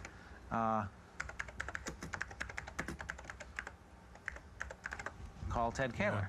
And maybe his number was 3561234 or something like that. Bill, Dan, we could spend all day here with this toy. This really looks great. We're gonna have to move along. We're gonna be back in just a minute with another guy who probably knows more about HyperCard than anybody except for these two guys, and that's Danny Goodman. So stay with us.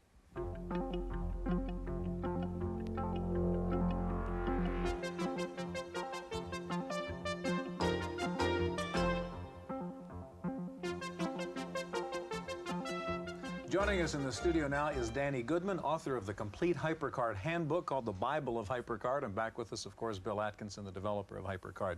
Danny, I'd be interested, what was your first reaction the first time you looked at HyperCard? I've been covering the computer industry for several years, and the only three things that ever made me tingle when I saw something new, and HyperCard was definitely one of them. And it's like my brain expanded because I saw so much opportunity. You got to tell me what the other two were, by the way. Well, they happened to be the Macintosh and output from the first from prototype laser writer. Now, you're not a programmer, right? No, I'm a writer. But you've already developed some things using HyperCard, and Focal Point is one of them. And tell us what that is and why you developed it. Our Focal Point is Stackware, and it's published by Activision, and it's a collection of stacks that help you manage the things in your business. I actually wrote it for myself to manage the things in my business, things I don't like to have to worry about. I don't like to retype. I don't like to remember things. So it comes up to something like a daily appointment book, and you can navigate by day, week, month, or year just by clicking there and on the arrows. There is an intelligent to-do list that lets you list items that you need to do. You can also type in like priorities, like that, and let HyperCard sort them for me so they're in my order. And when I check off an item as being done, that's fine. I don't know, Gary or Stuart, I don't always finish everything every day. It's on my list. And when that happens, I just click on this carryover button down here, and all unchecked items get carried over automatically to tomorrow. And there's a telephone management system here. There is a document launcher, which lets you create little mini finders or group documents from within here, the way you like to group them, the way they're. Hey, Bobby, please bring us back. And you go straight out to the application and then come back afterwards. Okay. Sorry, it took a little longer than I Welcome wanted. back from your epic journey to Snackland. Did you find the mythical perfect coffee to snack ratio? Face savoring food while you were gone. I was busy trying to solve the mysteries of the universe, but all I got was this lousy t-shirt. Let's jump back into this coding adventure. Remember, if it gets frustrating again, I'm here to throw in some sarcasm for good measure. All right. So, I think probably the easiest thing to do now is to just use functions. We're just going to go ahead and bite the bullet and do functions. And eventually we'll have to replace it, but I'm not going to worry about the cost stuff yet.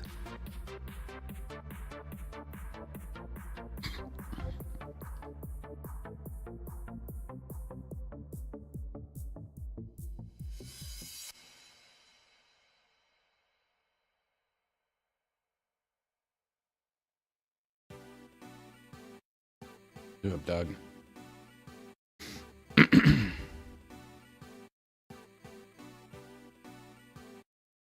All right. Yeah. Ah, there you go. Cool. All right. Passkeys are cool. All right. StreamTooth.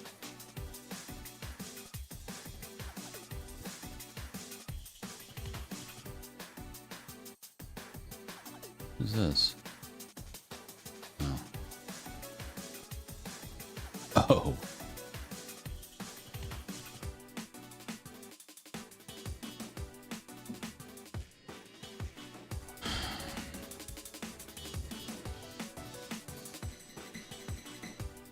Where did functions go, dude?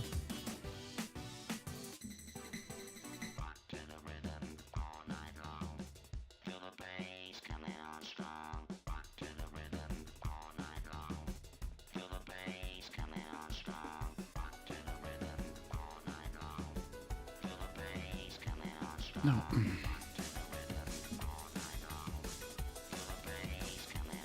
No.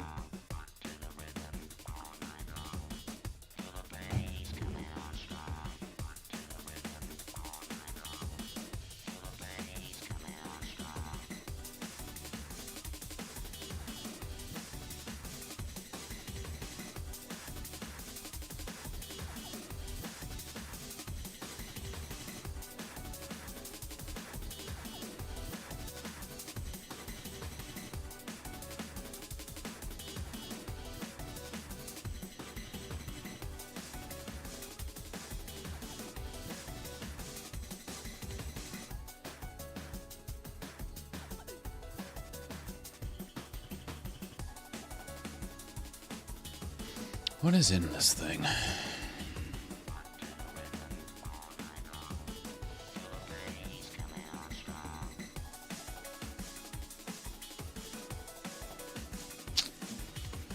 Ugh, it's so annoying. Disappointing.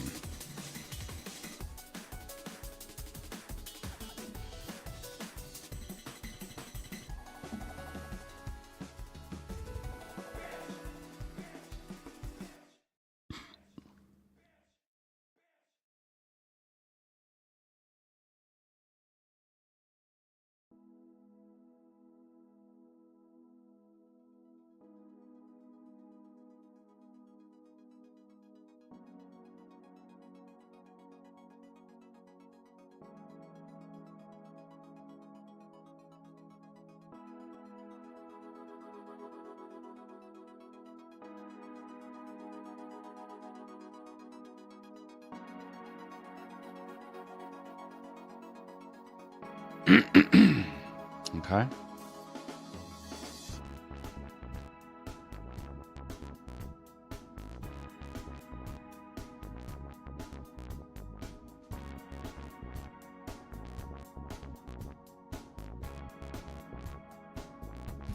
All right, let's do it like this. Let's just bite the bullet. We're gonna bite this bullet, buddy.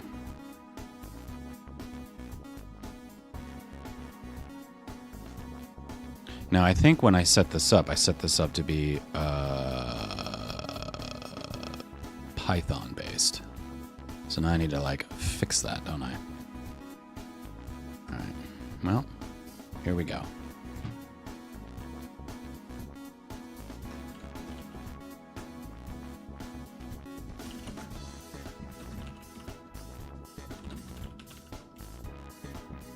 And then, but how will I deploy this? Will it just work?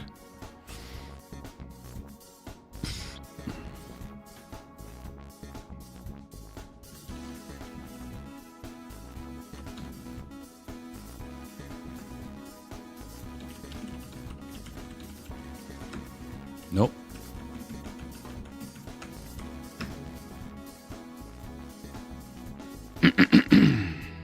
Great.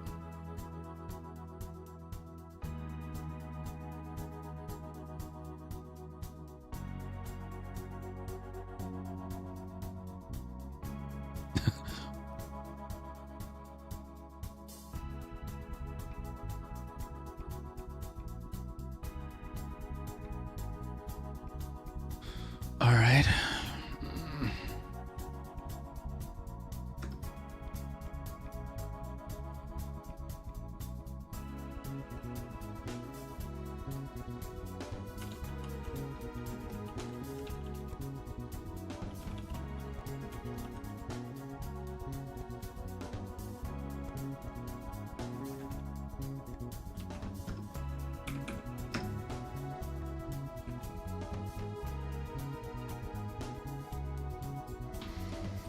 Okay, this is gonna be a pain in the butt. All right, fine. NPM.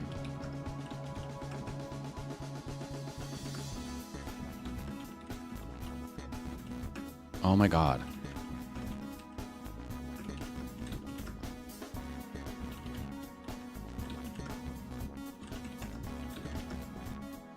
Oh my god.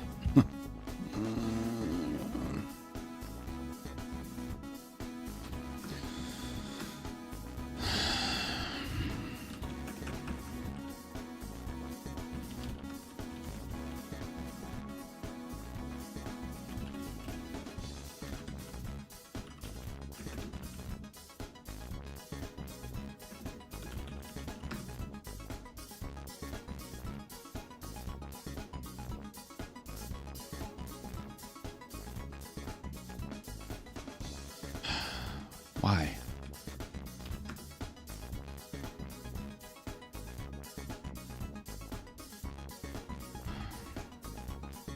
Oh, from the functions directory. Functions.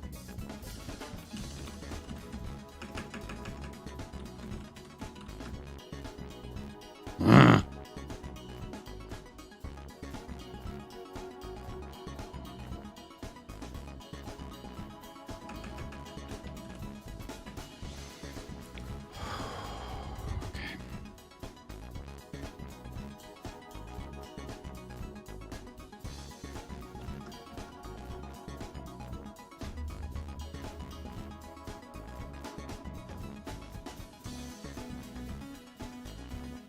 Okay, let's back all the way up.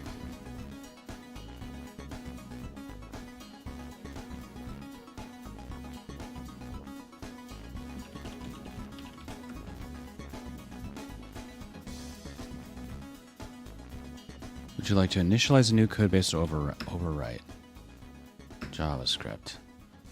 No. Yes. Wait. Yes. Yes.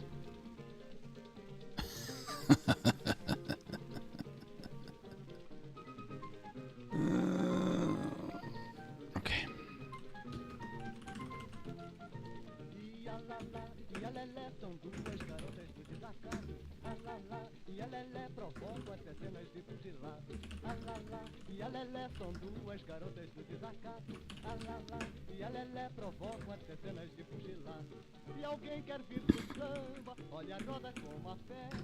quer loura tem lalá, se quer morena tem lelé. E depois faço uma ideia do que é que o samba dá, com a loucura da lelé e com a doidice da lalá. E a lalá e a lelé são duas garotas do desacato. A lalá e a lelé provocam centenas de fuzilados. A lalá e a lelé são duas garotas do desacato. A lalá e a lelé provocam até cenas de fuzilados.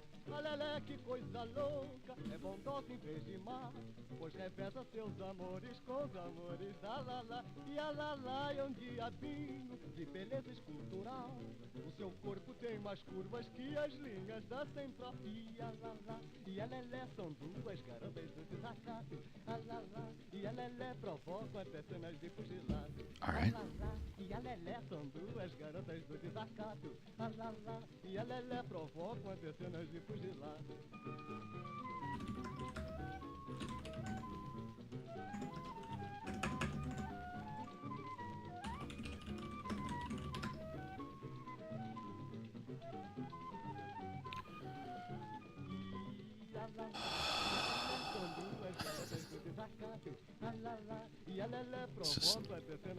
Let's just be chill.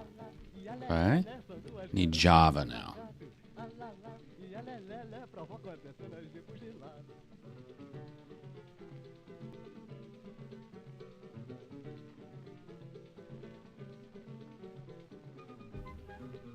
Okay.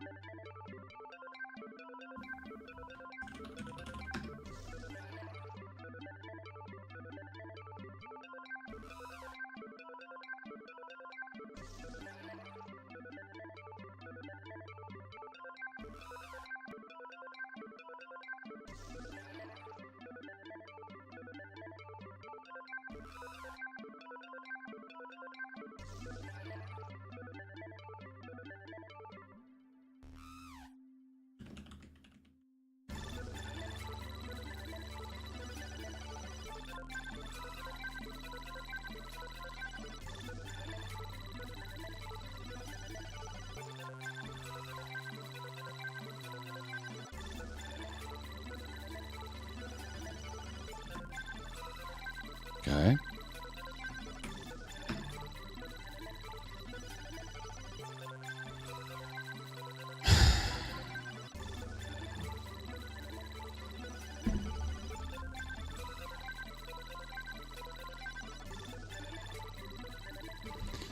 Okay. Why did you give me this old ass version? I don't understand.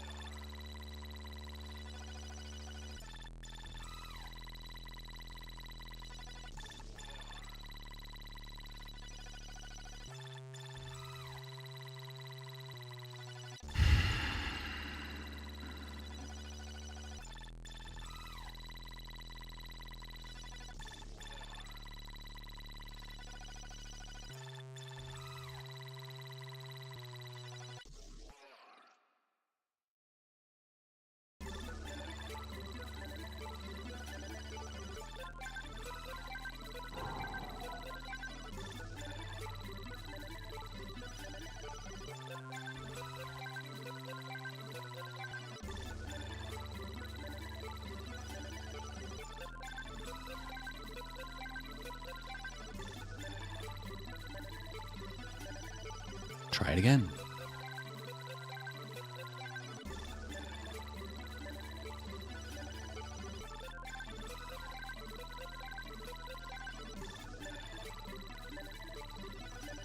Here's a story about talent. Once upon a time, Pothate Oh No decided they wanted to become a master juggler. No prior experience, but a heart full of determination and hands full of, well, everything that wasn't nailed down. Eggs, apples, and even flaming sticks, you name it, Pothate tried juggling it. One day, during a live stream, They attempted to juggle 3 rubber chickens while balancing on an exercise ball. Needless to say, the chickens went flying in all directions, with one giving the webcam quite the peck. But talent isn't just about being perfect from the get-go. It's about failing spectacularly and bouncing back for more chaos. In the end, Pod 8 learned to juggle 3 balls without causing too much destruction, mostly due to Bob's encouraging sarcasm from the chat. Remember, folks, sometimes talent is just your willingness to keep trying and finding creative excuses for broken lamps.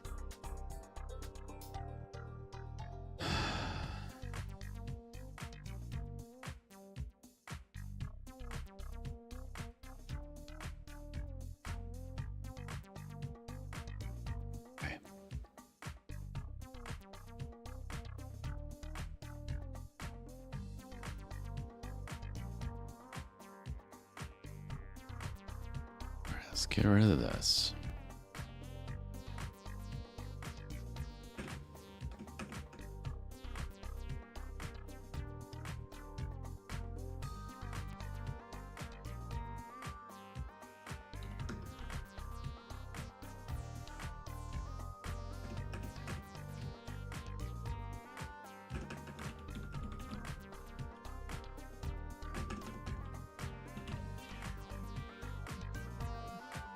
No.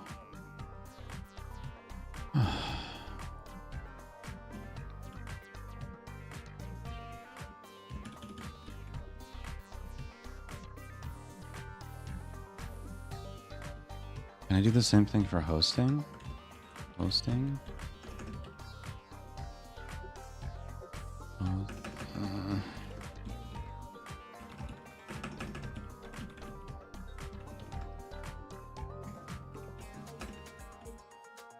Okay, does that work? Alright, so what if I do this and I just go Firebase serve? No.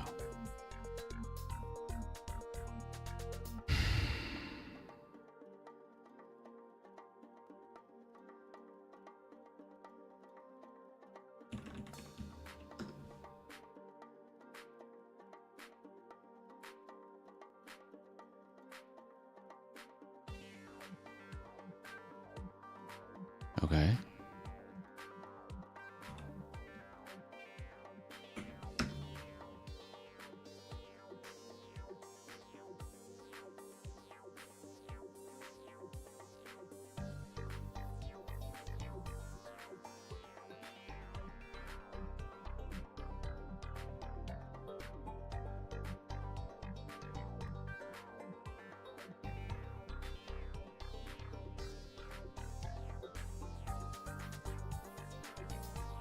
Okay.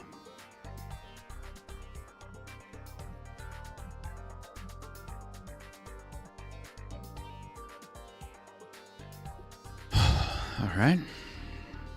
A lot of weird stuff going on there. All right.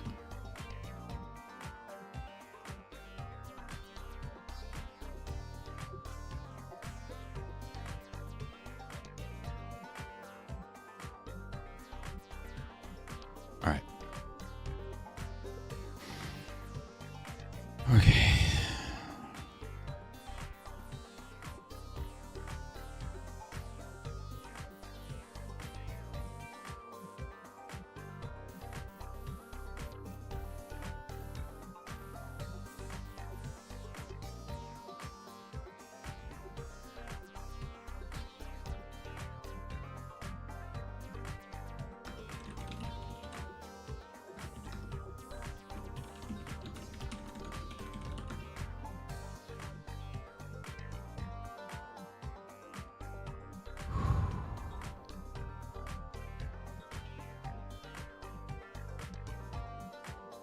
Where are you getting this, like, required as Node 18?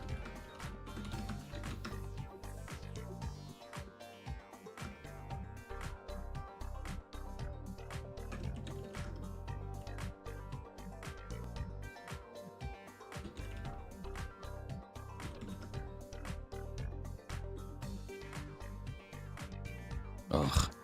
Good lord. All right. It's fine. It's not complaining. Is it in package? Let's see. I'm just gonna leave it. I don't want to mess with it.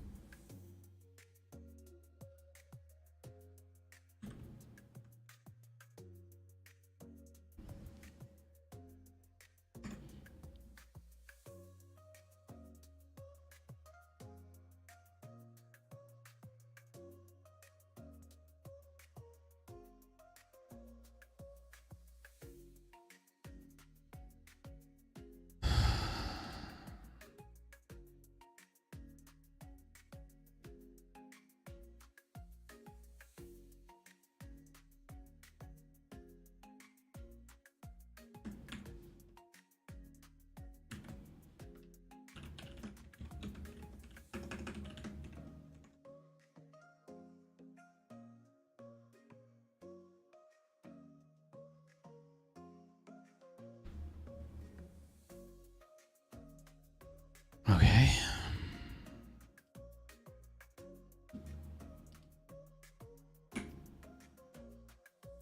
Now, okay. This thing seems to think... Let's just see what this does.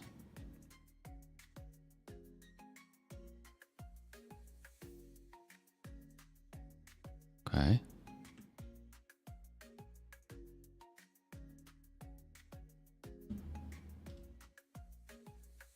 Whoa.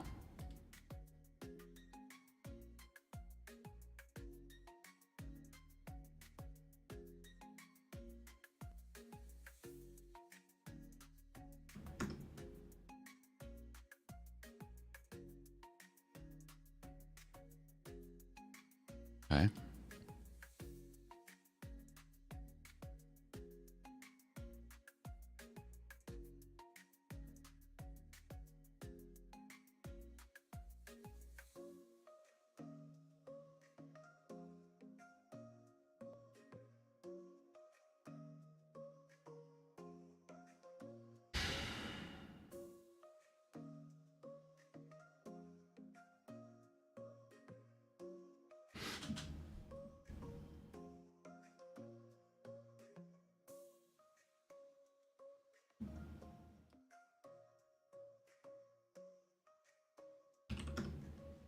Okay.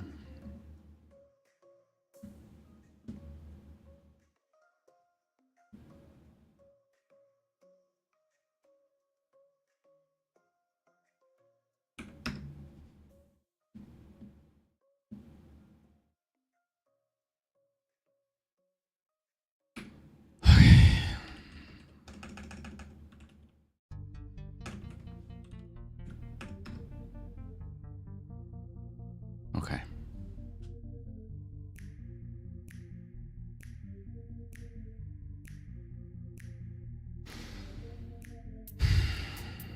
Okay.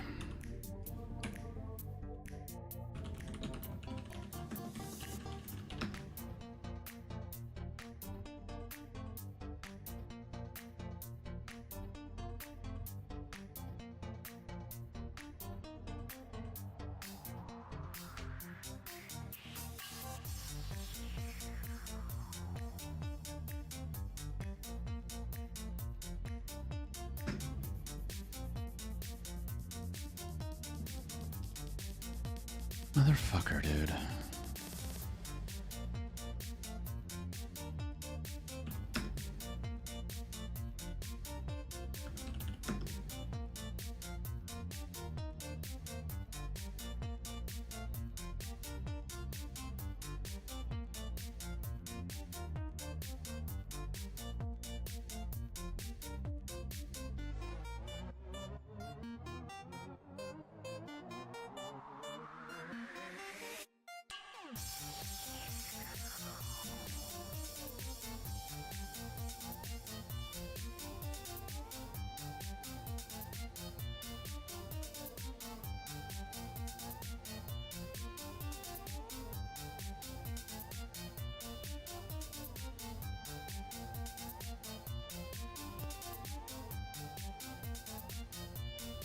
Oh my god, there's so many ports. Running on 9150, running on 5004, running on 8324, running on 4000.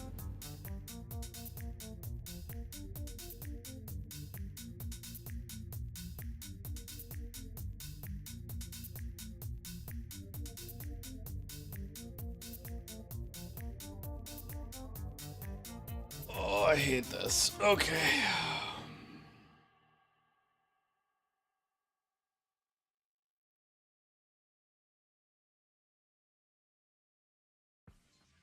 Okay.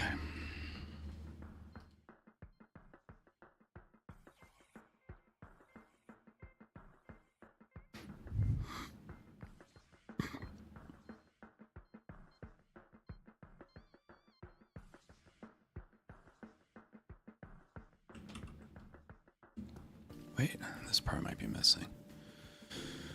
Okay.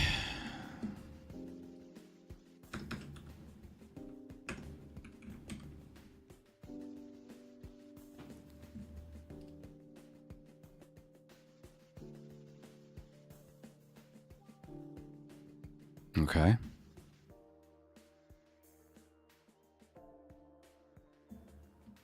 Okay.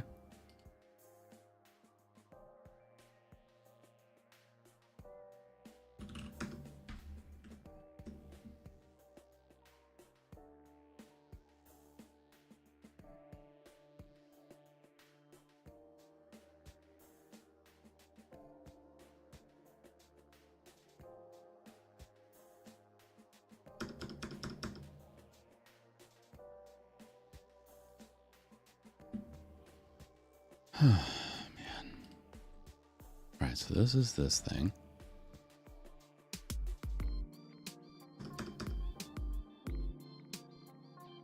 Okay.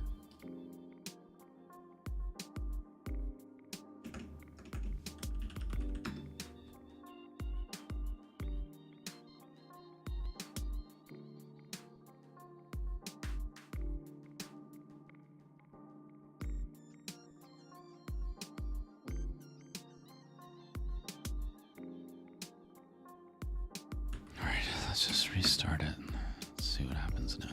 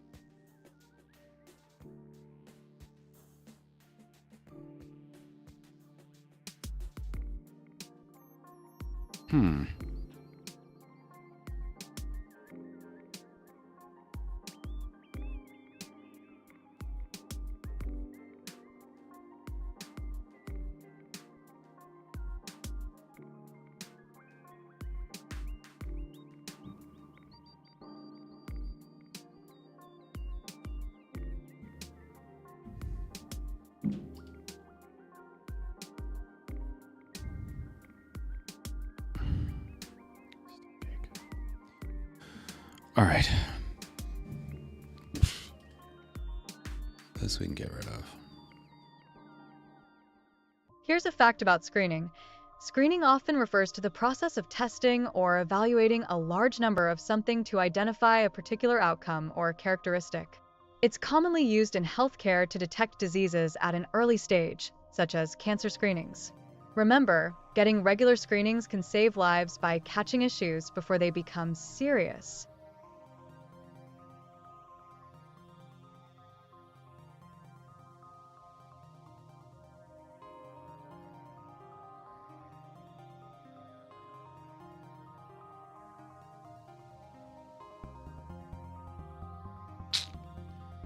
Shithead, dude.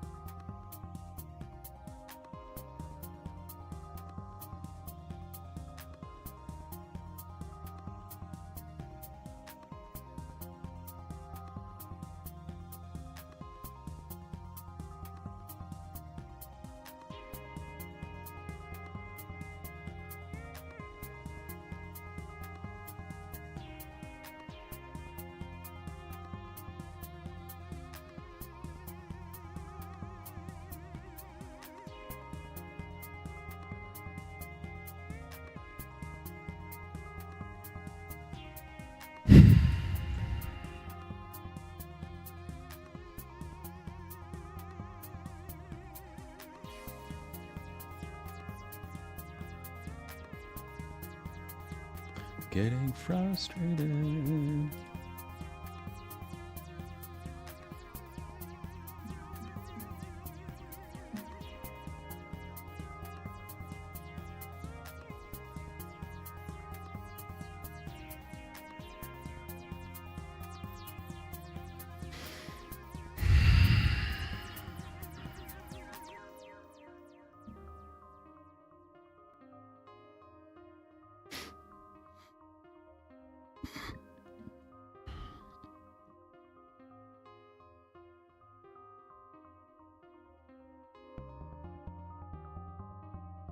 Wait a minute.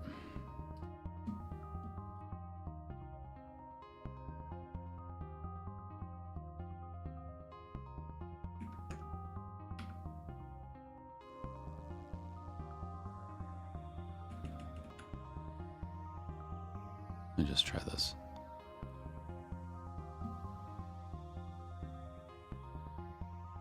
Apparently that's not a thing. Okay.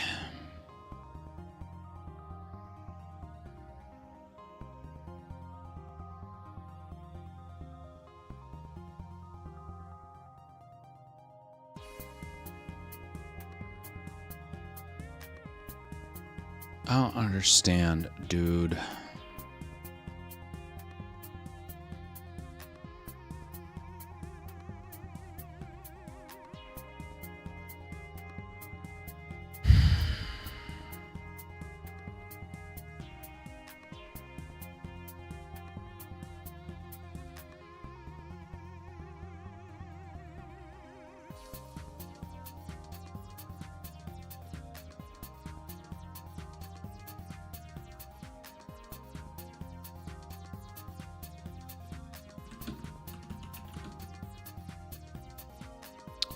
Function 404.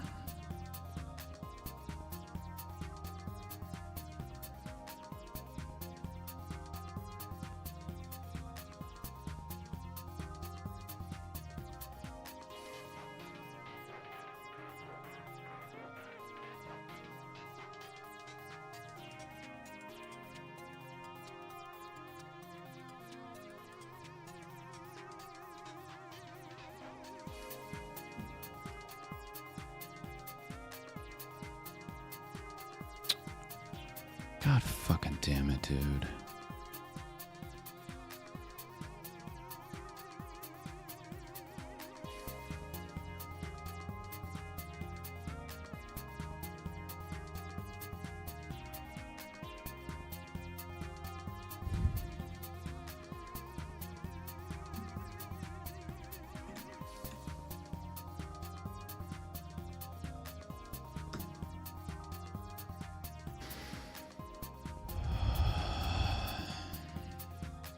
breath.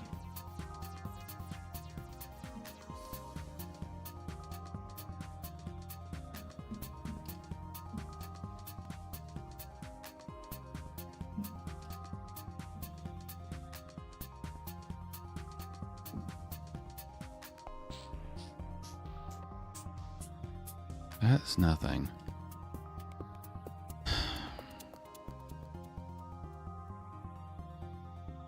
Like, it looks like it executes it because it's like everyone's happy, but then it still returns 404.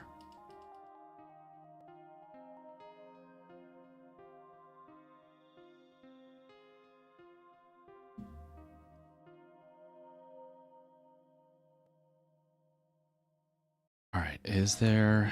Let's stop this. Okay. Log verbosity debug.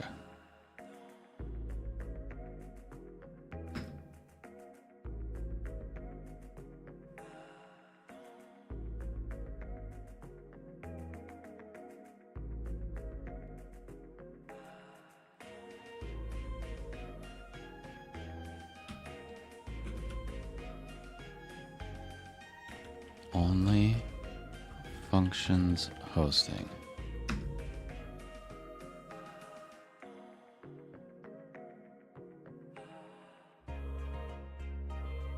Okay. Okay. Okay. Let's see. Reload. Fucker. Reload. Fucker.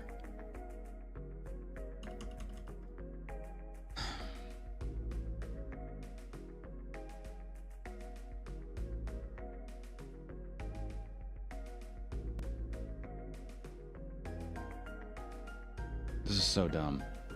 This is unbelievably dumb. Alright, so what if we just do only functions?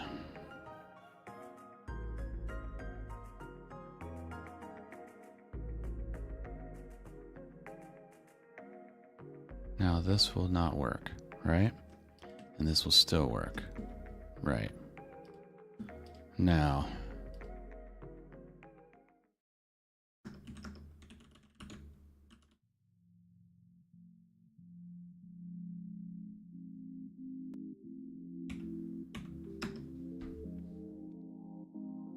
Very good.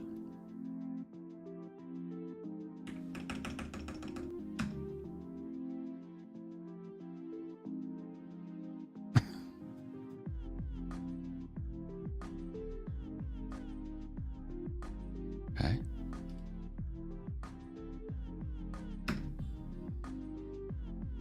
Beautiful.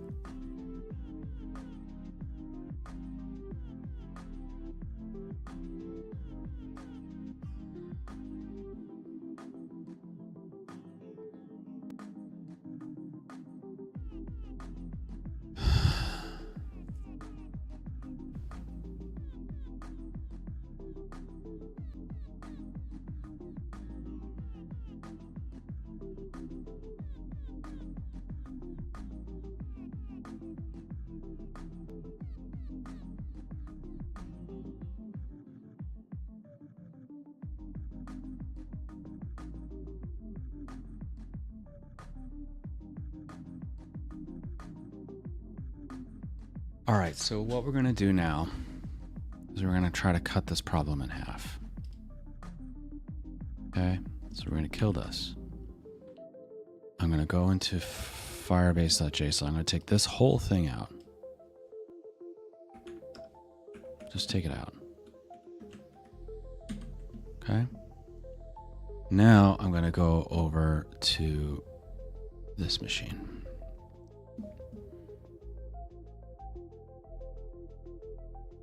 Okay. I'm very close to just throwing in the towel on this.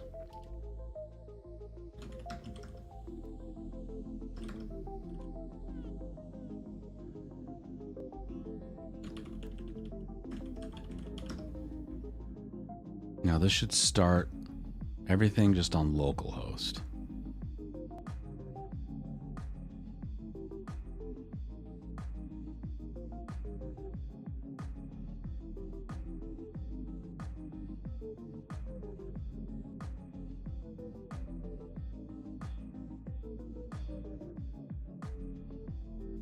All right, so now I'm gonna go. I'm so frustrated. Localhost 5004.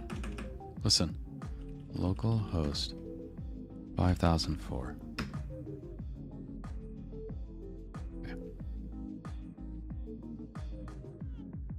Okay. So that was in fact the problem.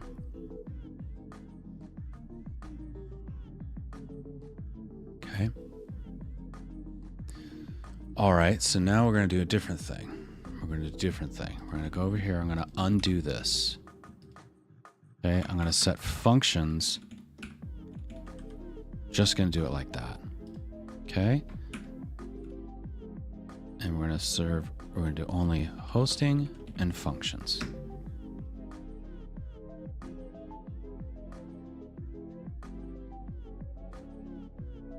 Right, it's still running. Stopped it there.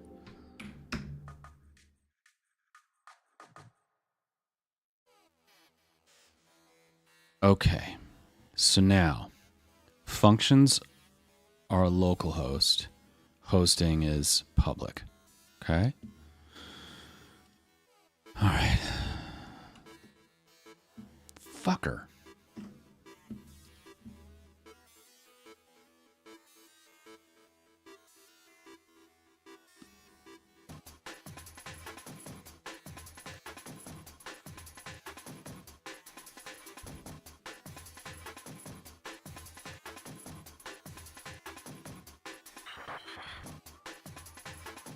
Look, this says like,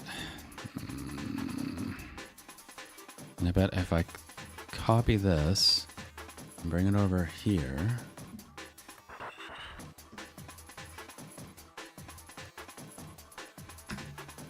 yes, that works fine.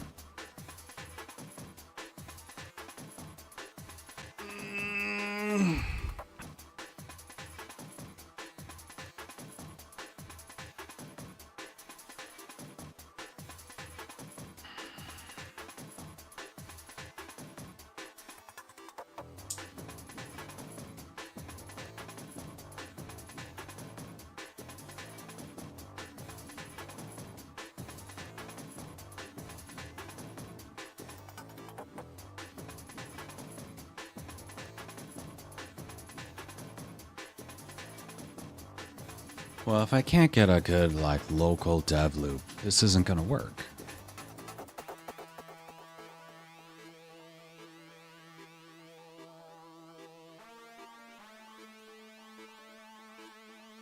It's not gonna work.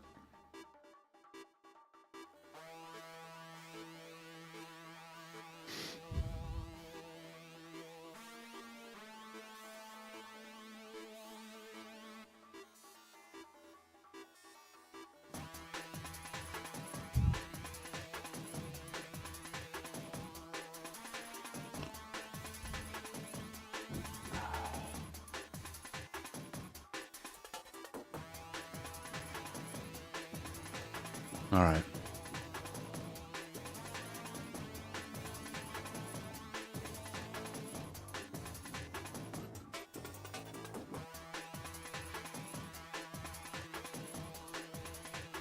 Let me think about this.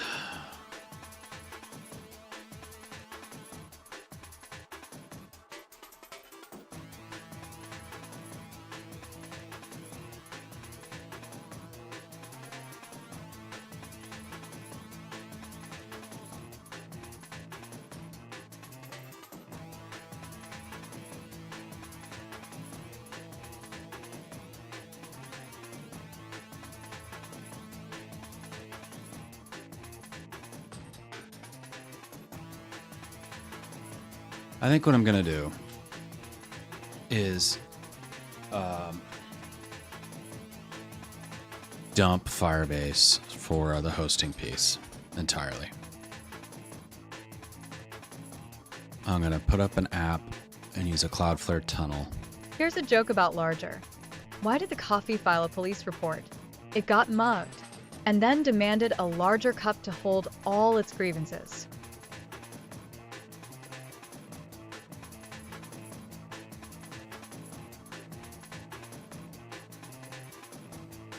No, I don't like it.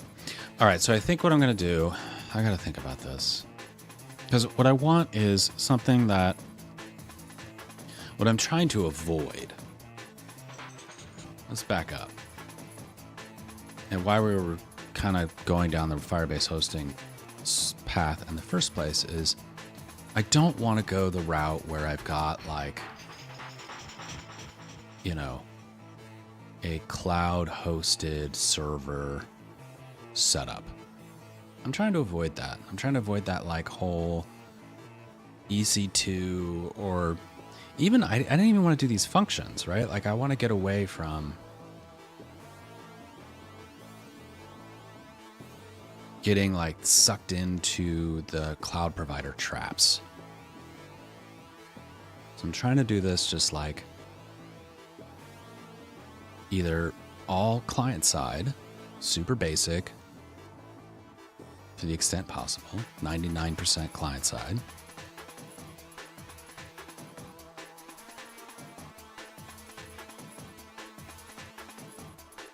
All right.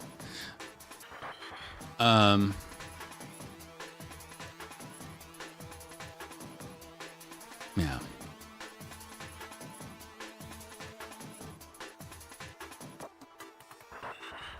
All right, so I think what we're going to do, we're going to pause here for today.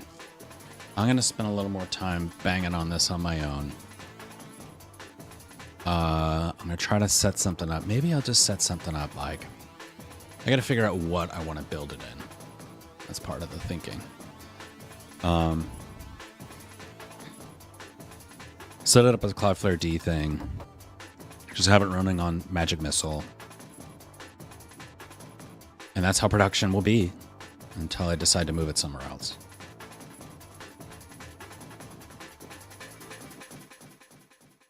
Yeah, I think that's the play for now. It'll work fine. All right. Thanks for watching. Thanks for lurking. I don't know if I'll be on tomorrow. I may not. Depends. I think I have to go to the city. We'll see. I have a hold for early in the morning, so that's a whole other thing. But I will be back, if not tomorrow, then Thursday, probably. Hope you have a good rest of your day, and we'll see